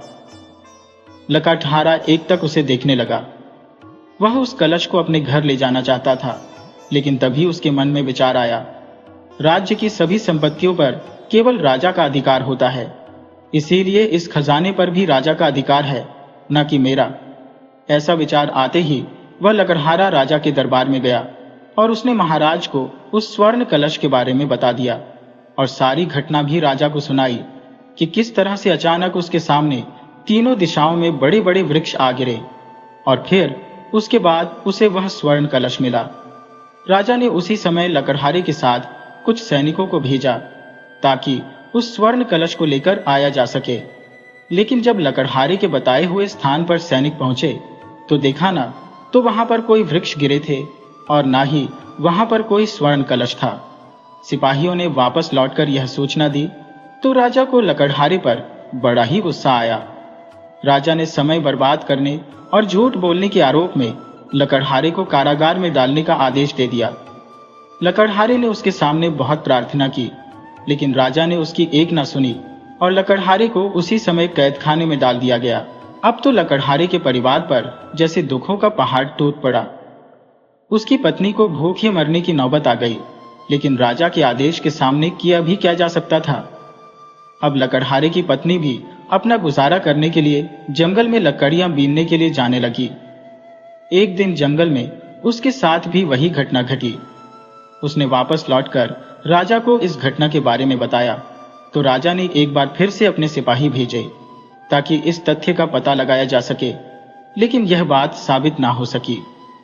अब राजा की आज्ञा से लकड़हारे की पत्नी को भी कारागार में डाल दिया गया, लेकिन इस घटना का राजा के मस्तिष्क पर बहुत ही गहरा असर हुआ था। वह बार बार सोचने लगा, आखिर यह कैसा संयोग है, वह कौन सा कलश हो सकता है जो अभी तक मुझे नहीं मिला।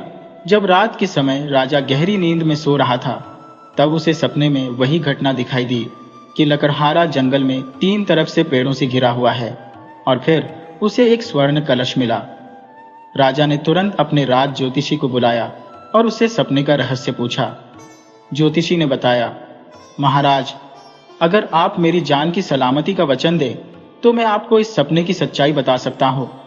राजा ने उसे वचन दिया तो ज्योतिषी कहने लगा, महाराज, 3 तरफ से पेड़ गिरने का मतलब है कि यह राज्य 3 तरफ से शत्रुओं से घिर जाएगा और फिर आपको बंदी बना लिया जाएगा। इसके बाद उस लकड़हारे को राज्य की जनता अपना राजा बना लेगी। यह सुनकर राजा के चेहरे पर क्रोध और चिंता दोनों एक साथ दिखाई देने लगे। वह कहने लगा, ज्योतिषी जी, ये आप कैसी बातें कर रहे हैं? ज्योतिषी बोला, महाराज, जो सत्य है और जो नियति का लिखा हुआ है, मैं आपसे वही कह रहा हूं। अगर आप इससे बचना चाहते हैं तो इसका एक उपाय है। आप उस लकड़हारे को अपना मंत्री बना लीजिए, क्योंकि उस लकड़हारे के भाग्य में कोई ना कोई बड़ा पद हासिल करना जरूर लिखा है, चाहे वो राजा का हो या मंत्री का। अगर आप उसे अपना मंत्री बना लेंगे तो आप पर आने वाली मुसीबत टल सकती है, क्योंकि यह सारा खेल लकड़हारे का भाग्य बदलने के लिए विधाता ने लिखा है। राजा ने कहा, नहीं, मैं एक मामूली से लकड़हारे को अपना मंत्री नहीं बना सकता। और फिर उसने ज्योतिषी को वहां से जाने के लिए कह दिया। इस घटना को अभी 2 दिन ही बीते थे कि अचानक राजा को यह सूचना मिली कि उसके पड़ोस के राज्यों ने उस पर आक्रमण कर दिया है। अचानक हुए इस हमले के कारण राजा को संभलने का मौका नहीं मिला और फिर वह भविष्यवाणी सही साबित हुई। राजा को बंदी बना लिया गया। अब इस नगर का नया राजा पृथ्वीसेन था। उसने राजगद्दी संभालते ही सबसे पहले अपने नए जीते हुए राज्य में एक महायज्ञ कराने की घोषणा की। उसने दूर दूर से बड़े बड़े पुरोहितों को बुलाया और उनसे महायज्ञ के आयोजन के लिए कहा।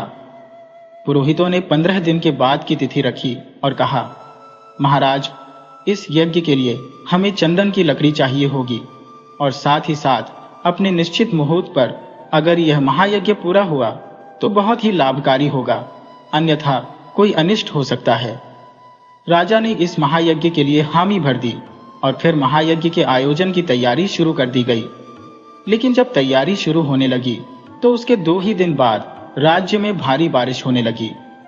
4-5 दिन तक लगातार मूसलाधार बारिश होने के बाद जब बारिश रुक गई और यज्ञ की सारी तैयारियां पूरी हो चुकी थी, लेकिन समस्या अब यह थी कि यज्ञ के लिए सूखी चंदन की लकड़ी मिलना असंभव था, क्योंकि पिछले 4-5 दिन से होने वाली बारिश के कारण जंगल की सारी लकड़ियां गीली हो चुकी थी। अब तो महाराज को चिंता होने लगी कि इस महायज्ञ के लिए चंदन की लकड़ी का इंतजाम किस प्रकार हो सकेगा। इस बात को लेकर नया राजा बहुत ही चिंतित रहने लगा। कारागार में बंद लकड़हारे को जब इस बात की खबर मिली कि नए राजा को अपने महायज्ञ के लिए सूखी चंदन की लकड़ी नहीं मिल रही, तो उसने सैनिकों के द्वारा यह संदेश भिजवाया कि सूखी चंदन की लकड़ी का इंतजाम वह कर सकता है। यह संदेश मिलते ही लकड़हारे को कैदखाने से बाहर बुलवाया गया। राजा ने उससे कहा, अगर तुमने मेरी यह समस्या हल कर दी तो मैं तुम्हें अपने दरबार में मंत्री का पद दे दूंगा, परंतु अगर तुम्हारी बात झूठी निकली तो तुम्हें मृत्युदंड दिया जाएगा, क्योंकि सब जानते हैं कि पिछले कुछ दिनों से हो रही बारिश के कारण चंदन की सूखी लकड़ी मिलना बिल्कुल असंभव है। लकड़हारे ने कहा, महाराज, आपको चंदन की लकड़ी अवश्य मिलेगी और वो भी सूखी, लेकिन वो लकड़ी आपको जंगल में नहीं बल्कि उस जगह पर मिलेगी जहां पर मैं आपको बताऊंगा। तो सुनिए महाराज, हमारे पिछले राजा ने जो नया महल बनवाया था उसके दरवाजे चंदन की लकड़ी के बने हुए हैं, जिसका इंतजाम मैंने ही जंगल से चंदन की लकड़ियां काट काट कर किया था। आप उस महल के चंदन के दरवाजों को अपने महायज्ञ के लिए प्रयोग कर सकते हैं। ये सुनते ही राजा बहुत ही प्रसन्न हुआ। उसने तुरंत अपने सैनिकों को आदेश दिया कि उस नए महल से चंदन की लकड़ी के दरवाजों को निकालकर महायज्ञ के लिए इस्तेमाल किया जाए। और फिर ऐसा ही हुआ। नए राजा पृथ्वीसेन का महायज्ञ बहुत ही अच्छी तरह से संपन्न हो गया। राजा ने अपने वचन के अनुसार लकड़हारे को अपने दरबार में मंत्री के रूप में नियुक्त कर लिया। अब एक साधारण सा लकड़हारा राजा के दरबार में मंत्री बन चुका था और फिर अपने मंत्री की सिफारिश पर राजा ने उन शास्त्री जी को अपना राज्य पुरोहित बना लिया, जो निस्वार्थ भाव से लोगों को भोजन करवाया करते थे। तो दोस्तों, यह कहानी हमें यह सिखाती है कि दान में दी गई कोई भी वस्तु छोटी या बड़ी नहीं होती। जरूरी यह है कि दान किस भावना से किया गया है। अगर दान करने के पीछे कोई स्वार्थ या लाभ है तो वह दान बिल्कुल निष्फल रहता है, परंतु दूसरों की सेवा करने के उद्देश्य से और निस्वार्थ भावना से दिया गया दान हमेशा सफल होता है। आज के समय में ऐसे बहुत से लोग हैं जो कुछ भी दान में देते हैं तो उसका खूब प्रचार करते हैं, जिसके पीछे उनका उद्देश्य सिर्फ प्रसिद्धि पाना होता है, परंतु यह दान निष्फल माना जाएगा। दूसरी तरफ ऐसा कोई भी मनुष्य जो कोई भी छोटा छोटा काम करता है, जैसे चिड़ियों को दाना डालना, कुत्ते को रोटी खिलाना, लेकिन यह सब वह किसी दिखावे के लिए नहीं बल्कि निस्वार्थ भाव से करता है, तो यही सबसे उत्तम दान है। तो दोस्तों, मुझे पूरी उम्मीद है कि आज की यह कहानी आपको बहुत ही पसंद आई होगी। तो वीडियो को लाइक कीजिए, चैनल को सब्सक्राइब कर लीजिए, अपने अच्छे अच्छे कमेंट करना बिल्कुल मत भूलिए। तो मिलते हैं आपसे किसी अगली कहानी में।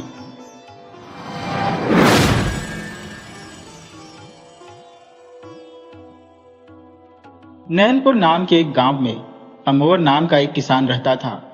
अमोर बहुत ही मेहनती और दयालु स्वभाव का आदमी था। गांव में जब भी किसी आदमी को सहायता की जरूरत होती तो अमोर उसकी सहायता करने में कभी पीछे नहीं हटता था। गांव के लोग भी अमोर की बहुत इज्जत करते थे। उसके परिवार में उसकी पत्नी और एक बेटा था जो अभी सिर्फ 8 साल का ही था। अमोर अपने खेतों में कड़ी मेहनत करता, जिसके कारण उसके खेतों में अच्छी फसल हो जाती थी। अमोर जिस गांव में रहता था उसके पड़ोस में एक कसाई भी रहता था जो मुर्गियों का मांस बेचता था। उस कसाई में एक बुरी आदत यह थी कि वह मांस बेचने के लिए मुर्गियों को खरीद कर नहीं लाता था, बल्कि गांव के लोगों के घर से ही चोरी कर लेता था। इस तरह से उसका खर्चा बच जाता और कसाई को ज्यादा मुनाफा होता था। एक दिन की बात है, कसाई किसी के घर से मुर्गी चुराकर उसे पोटली में बांधकर ला रहा था कि तभी रास्ते में उसे अमोर मिल गया।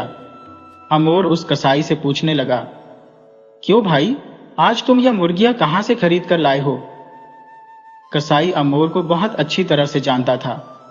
उसे इस बात का विश्वास था कि अमोर उसका राज कभी नहीं खोलेगा, इसलिए कसाई ने सच बात अमोर को बता दी कि मैं यह मुर्गियां खरीद कर नहीं लाया हूं, बल्कि यह मुर्गियां मैं किसी के घर से चोरी करके लाया हूं।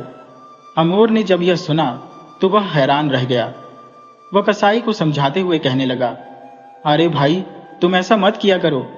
चोरी करना तो एक अपराध है और ऐसा करके कभी तुम अमीर नहीं हो पाओगे। तब कसाई अमोर से कहने लगा, भाई, मैंने तुम्हें अपना सच बताया क्योंकि मैं तुम पर विश्वास करता हूं, बल्कि इसलिए नहीं बताया कि तुम मुझे समझाओ कि मुझे क्या करना है और क्या नहीं करना। खैर, कसाई मुर्गियों की पोटली लेकर अपनी दुकान पर चला गया। अब उस कसाई की यही आदत बन चुकी थी। वह कभी कभी तो मुर्गियां खरीद कर ले आता, लेकिन कई बार वह लोगों के घरों से मुर्गियां चुरा कर लाता था। दूसरी तरफ जब गांव के लोगों के घरों से मुर्गियों की चोरी हद से ज्यादा बढ़ गई तो वे लोग एक दिन इकट्ठा हुए और गांव के बड़े बुजुर्ग इस बारे में चर्चा करने लगे कि आखिर वह कौन आदमी है जो मुर्गियां चुरा कर ले जा रहा है। हमें उस आदमी का पता लगाना चाहिए। अब भी वे सब लोग इसी बारे में चर्चा कर रहे थे कि तभी एक नौजवान वहां पर भागता हुआ आया और कहने लगा, हुजूर, मैंने अभी अपनी आंखों से गांव के एक कसाई को किसी के घर से मुर्गियां उठाकर ले जाते हुए देखा है। जैसे ही गांव वालों को इस बात की खबर हुई कि आज तक हमारी जितनी भी मुर्गियां चोरी हुई है वह इस मुन्ना कसाई ने ही चुराई है और वह हमारी चुराई हुई मुर्गियां ही हमें बाद में बेचता है, इतना सुनते ही सारे गांव वाले क्रोध से आग बबूला हो गए। वे भागते हुए उस कसाई के पास जा पहुंचे। सभी लोगों ने कसाई को घेर लिया और कहने लगे, तुम्हारी हिम्मत कैसे हुई हमारे घरों से मुर्गियां चुराने की? आज हम तुम्हें नहीं छोड़ेंगे। दूसरी तरफ कसाई कहने लगा, नहीं गांव वालों, मैं तो मुर्गियां खरीद कर लाता हूं। मैंने आपके घर से कोई मुर्गियां नहीं चुराई। लेकिन अब गांव वालों के सामने सारी सच्चाई आ चुकी थी। गांव वालों ने मुन्ना कसाई की एक भी बात नहीं मानी और उसी वक्त कसाई को मारना पीटना शुरू कर दिया। काफी देर तक उसकी पिटाई की और उसके बाद उसे चेतावनी देकर छोड़ दिया कि तुम इस गांव में दोबारा नजर मत आना। अगले 1-2 दिन में तुम ये गांव छोड़कर चले जाओ, किसी दूसरी जगह चले जाओ। अब मुन्ना कसाई का वहां पर कोई नहीं था। वह तो गांव में अकेला ही रहता था। ना उसके कोई बीवी बच्चे थे और ना ही माँ बाप। कसाई ने सोचा कि कल जाने से अच्छा है कि मैं आज और अभी इस गांव को छोड़कर चला जाऊं, क्योंकि अब इस गांव में मेरी कोई इज्जत नहीं रही। और कसाई उसी दिन खाली हाथ वहां से चला गया। अभी वह चलता हुआ रास्ते में ही था कि उसे फिर से अमोर मिल गया। अमोर ने जब कसाई की ऐसी हालत देखी तो कहने लगा, भाई, तुम्हारे साथ क्या हुआ है? कसाई ने अमोर को सारी बात बता दी कि किस तरह से गांव वालों ने उसकी पिटाई कर दी, क्योंकि उनको पता चल चुका था कि मैं उनकी मुर्गियां चुराता हूं। अमोर कसाई से कहने लगा, देखो भाई, मैं तो तुम्हें पहले से ही यही बात समझा रहा था कि चोरी करना अच्छी बात नहीं है, इसे छोड़ दो। कसाई ने कहा, अब मुझे समझाने का कोई फायदा नहीं है, जो होना था वह तो हो चुका है। अगर तुमसे हो सकता है तो मेरी सहायता कर दो। अमोर एक रहमदिल और शरीफ आदमी था। वह दूसरों की सहायता करने के लिए अक्सर तैयार रहता था। वह कहने लगा, अच्छा बताओ, तुम्हें क्या चाहिए? मैं तुम्हारी सहायता किस तरह से कर सकता हूं? कसाई ने कहा, पिछली बार अपनी फसल में से तुम्हें जो मुनाफा हुआ था वह तुम मुझे दे दो।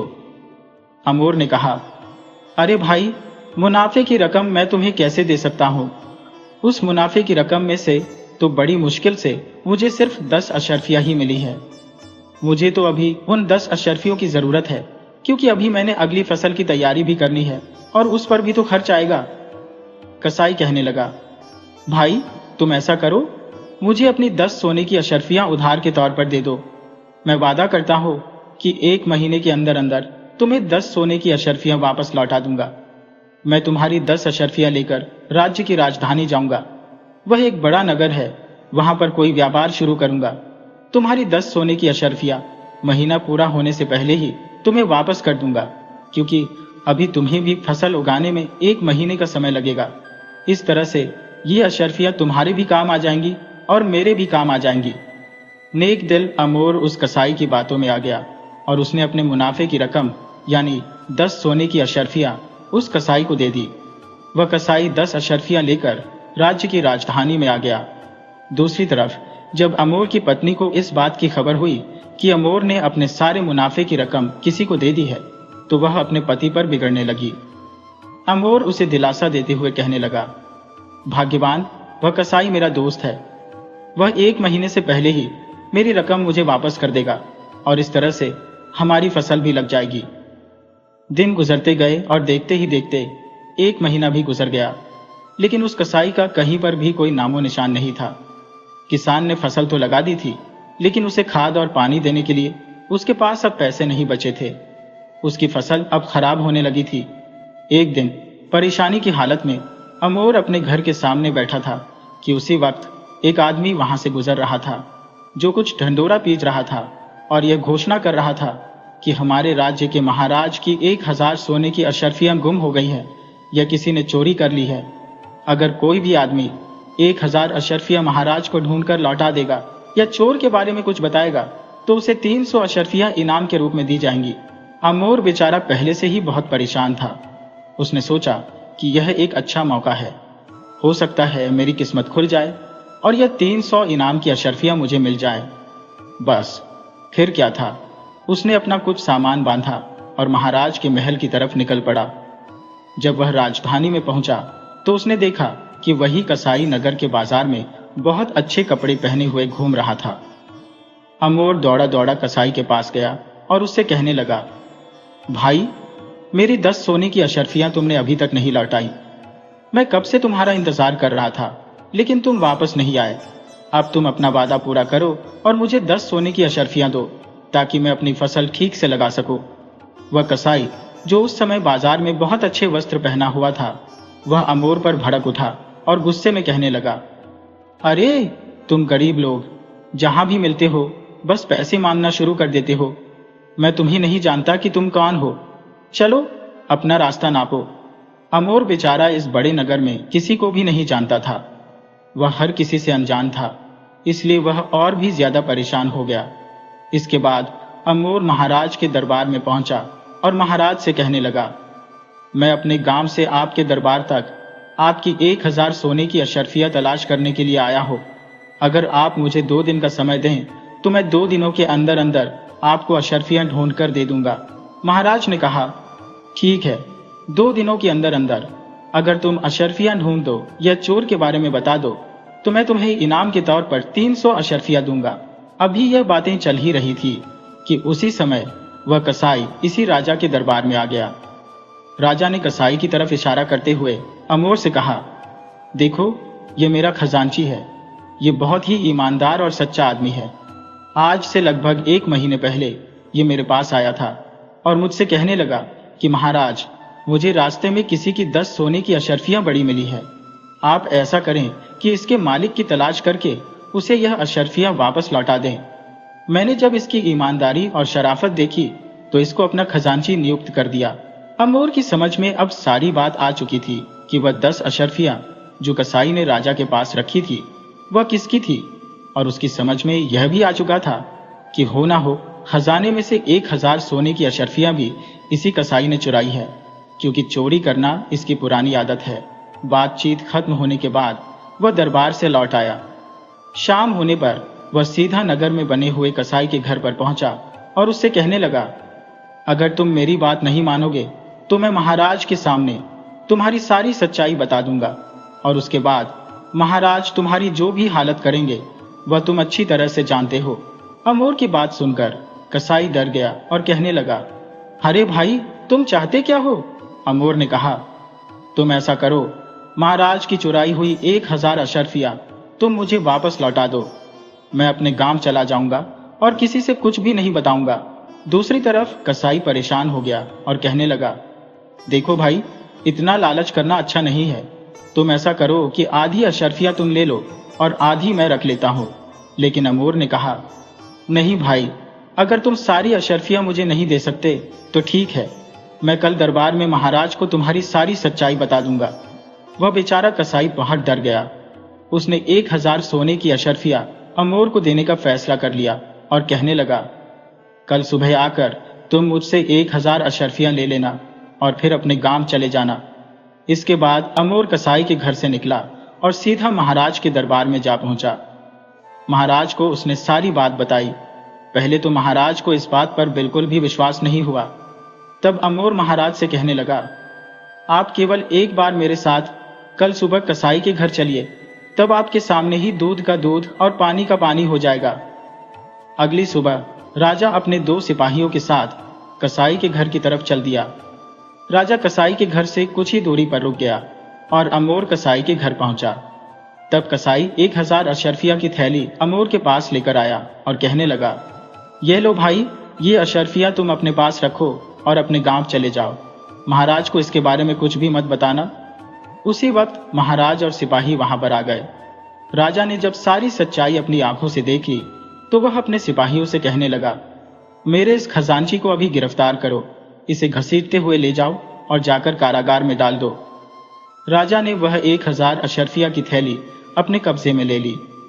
उनमें से 300 अशर्फिया निकालकर अमोर को दे दी और कहने लगा, अमोर, आज तुम्हारी सूझबूझ और बुद्धिमानी की वजह से न सिर्फ मेरी 1000 अशर्फिया मिली, बल्कि एक बेईमान खजांची का भी पर्दाफाश हो गया। इसीलिए मैं तुम्हें 100 अशर्फिया और इनाम के रूप में देता हूं। इस तरह से 400 अशर्फिया पाकर अमोर बहुत खुश हुआ। वह इनाम लेकर अपने गांव वापस लौट गया। उसने इन अशर्फिया में से कुछ अशर्फिया खर्च की और अपनी फसल के लिए खाद पानी की व्यवस्था की। इस बार अमोर ने खूब मेहनत की और उसकी मेहनत रंग लाई। उसके खेतों में बहुत अच्छी फसल आ गई थी। अब अमोर की पत्नी भी खुश थी। इस तरह से अमोर ने अपनी सच्चाई और ईमानदारी के बल पर एक बेईमान आदमी को अच्छा सबक सिखा दिया था। अब अमोर एक बहुत ही सुकून भरा जीवन बिताने लगा।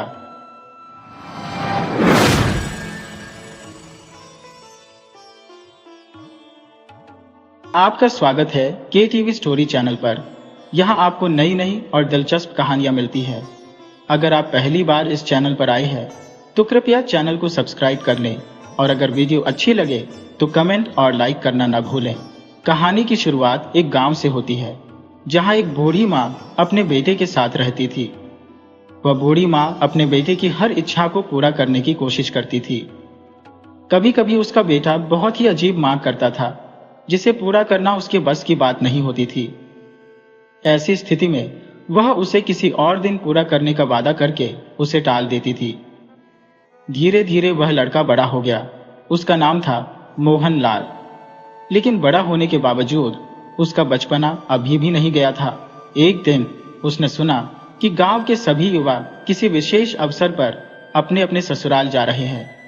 वह दौड़कर अपने घर आया और अपनी माँ से कहा, माँ, गांव के सभी लड़के अपने ससुराल जा रही हैं, मैं भी ससुराल जाऊंगा। बूढ़ी माँ ने कहा, बेटा, तुम्हारी तो अभी शादी भी नहीं हुई है, तो तुम कैसे ससुराल जाओगे? मोहनलाल ने कहा, माँ, मैं ससुराल जाऊंगा, बस तुम मेरे ससुराल जाने का इंतजाम कर दो।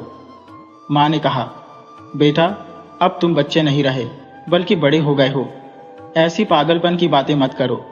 इस साल मैं तुम्हारी शादी कर दूंगी, फिर तुम अपने ससुराल जा सकते हो और अपनी दुल्हन को भी साथ ला सकते हो। वैसे भी मैं अब बूढ़ी हो गई हो, मेरी सेवा के लिए एक बहू की जरूरत है। अभी तुम खाना खा लो और आराम करो। मोहनलाल ने कहा, माँ, तुम मुझे टालने की कोशिश मत करो, तुम अभी अपनी बहू के लिए कपड़े और मिठाई का इंतजाम कर दो, मैं आज ही ससुराल जाऊंगा। माँ ने कहा, लेकिन बेटा। मोहनलाल ने कहा, लेकिन परंतु कुछ नहीं, आज मैं कुछ नहीं सुनने वाला। बूढ़ी माँ जानती थी कि उसका बेटा जिद्दी है और उसे कितना भी समझा लो वह नहीं मानेगा।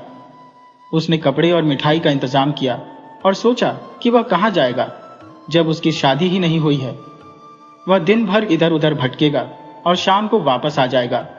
यह सोचकर उसने कपड़े और मिठाई एक थैले में डालकर अपने बेटे को दे दिए। मोहनलाल ने थैला लिया और घर से निकल पड़ा।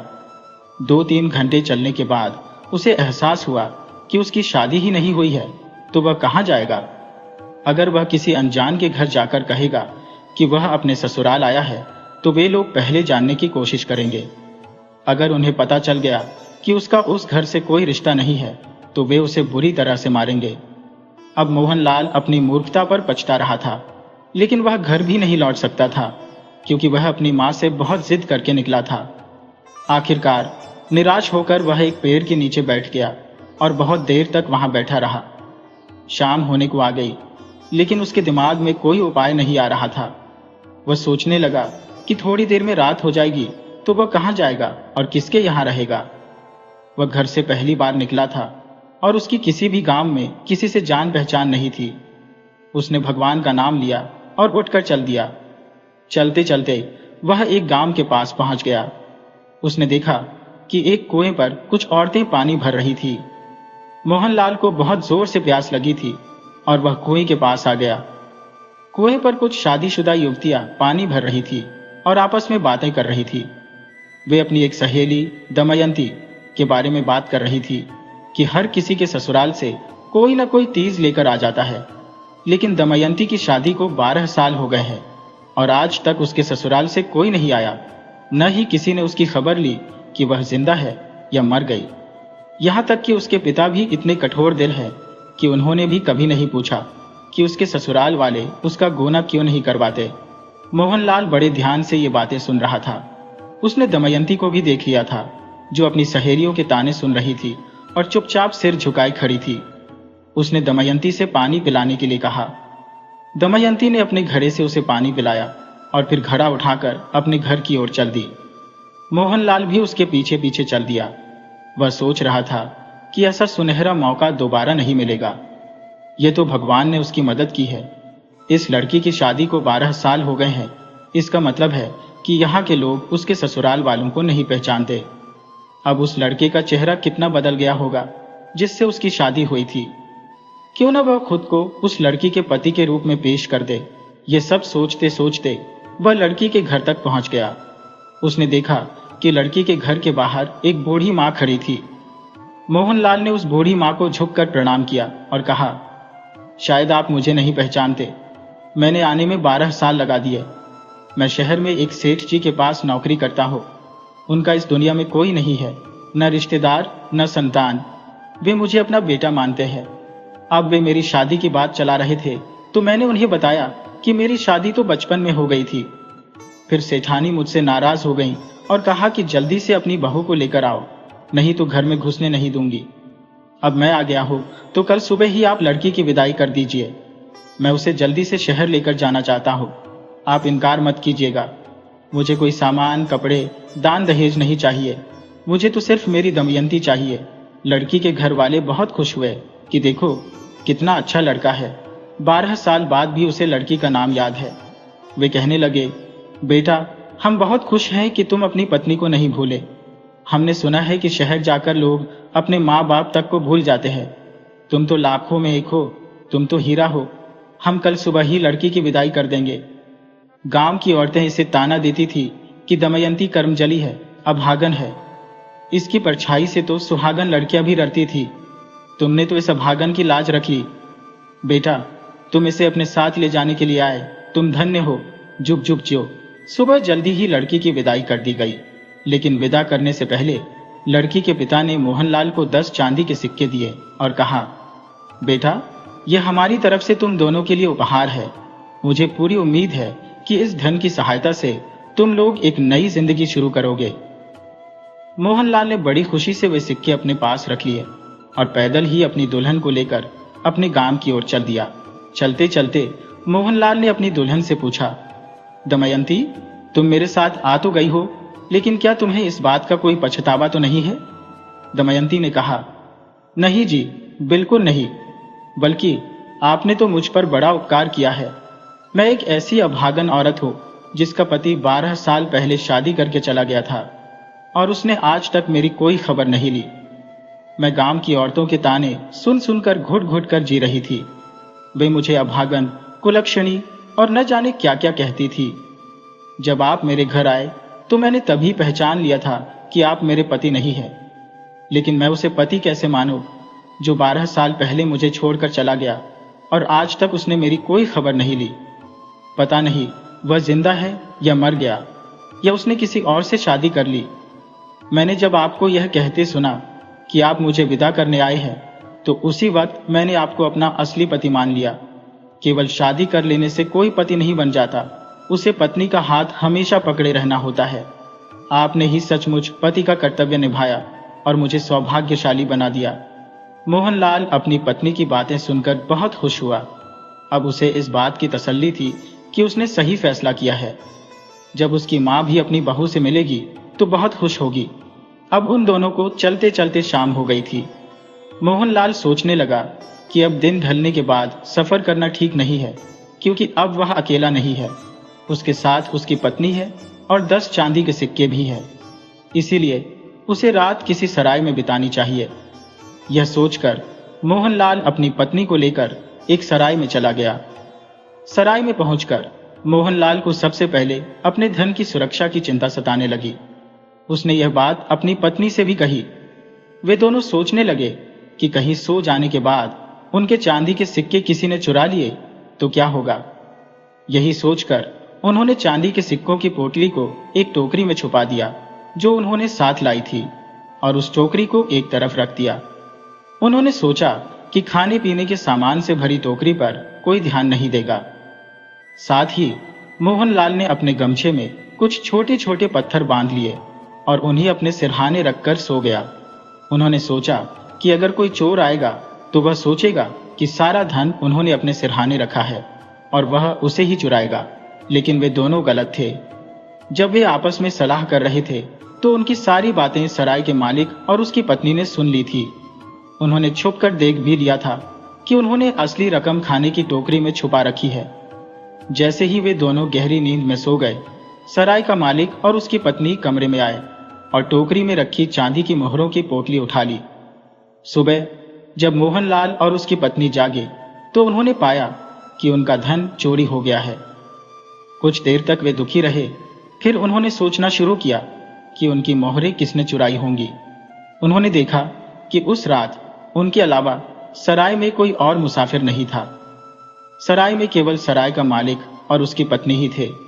मोहनलाल और उसकी पत्नी सीधे सराय के मालिक के पास गए और पूछने लगे कि उनकी चांदी की मोहरें किसने चुराई है। सराय का मालिक अनजान बनते हुए बोला, अरे ये क्या हो गया, आपके सामान की चोरी हो गई।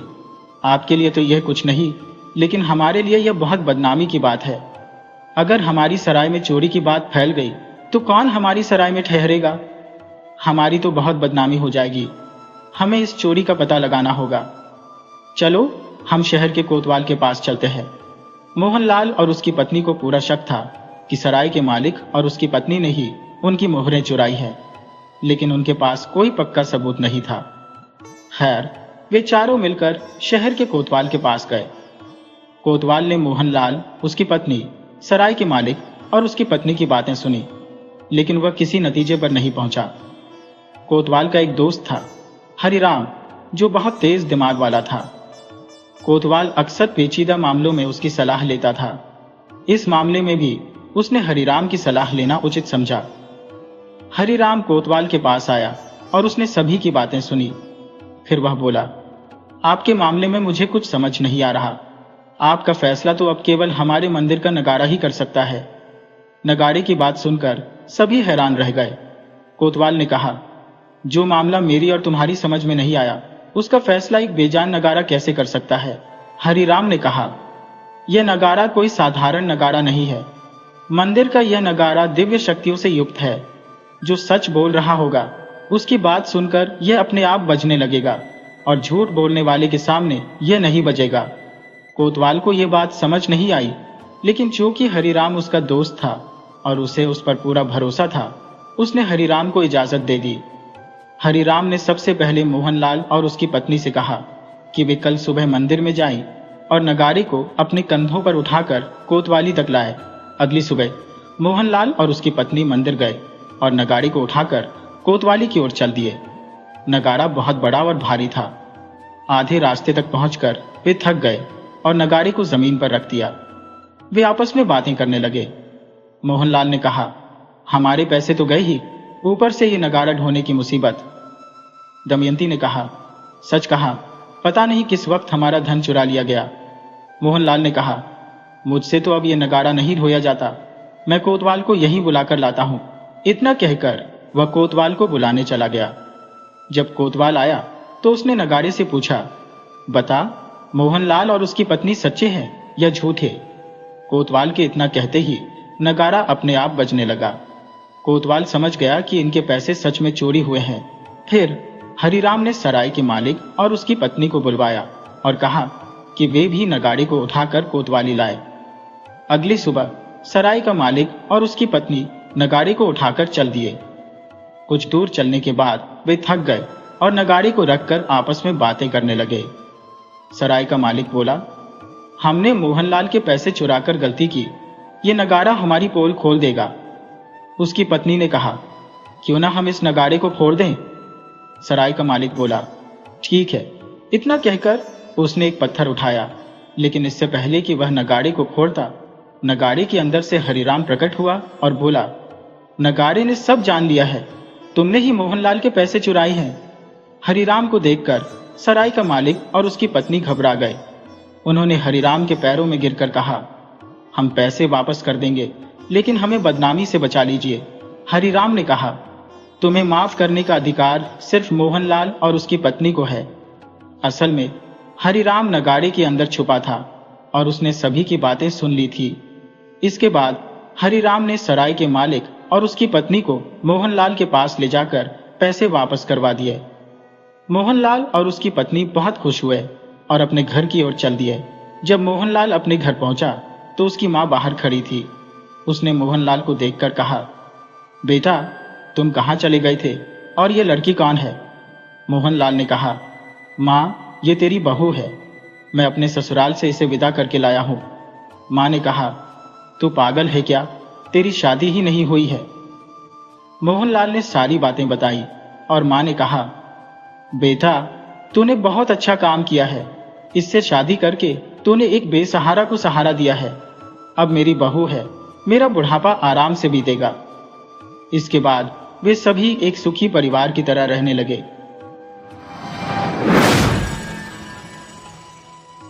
वीडियो अच्छी लगे हो तो इसे लाइक करें और ऐसी ही मज़ेदार कहानियों के लिए चैनल को सब्सक्राइब करें और बेल आइकन दबाएं। ज़्यादा से ज़्यादा अपने दोस्तों को शेयर करें। धन्यवाद।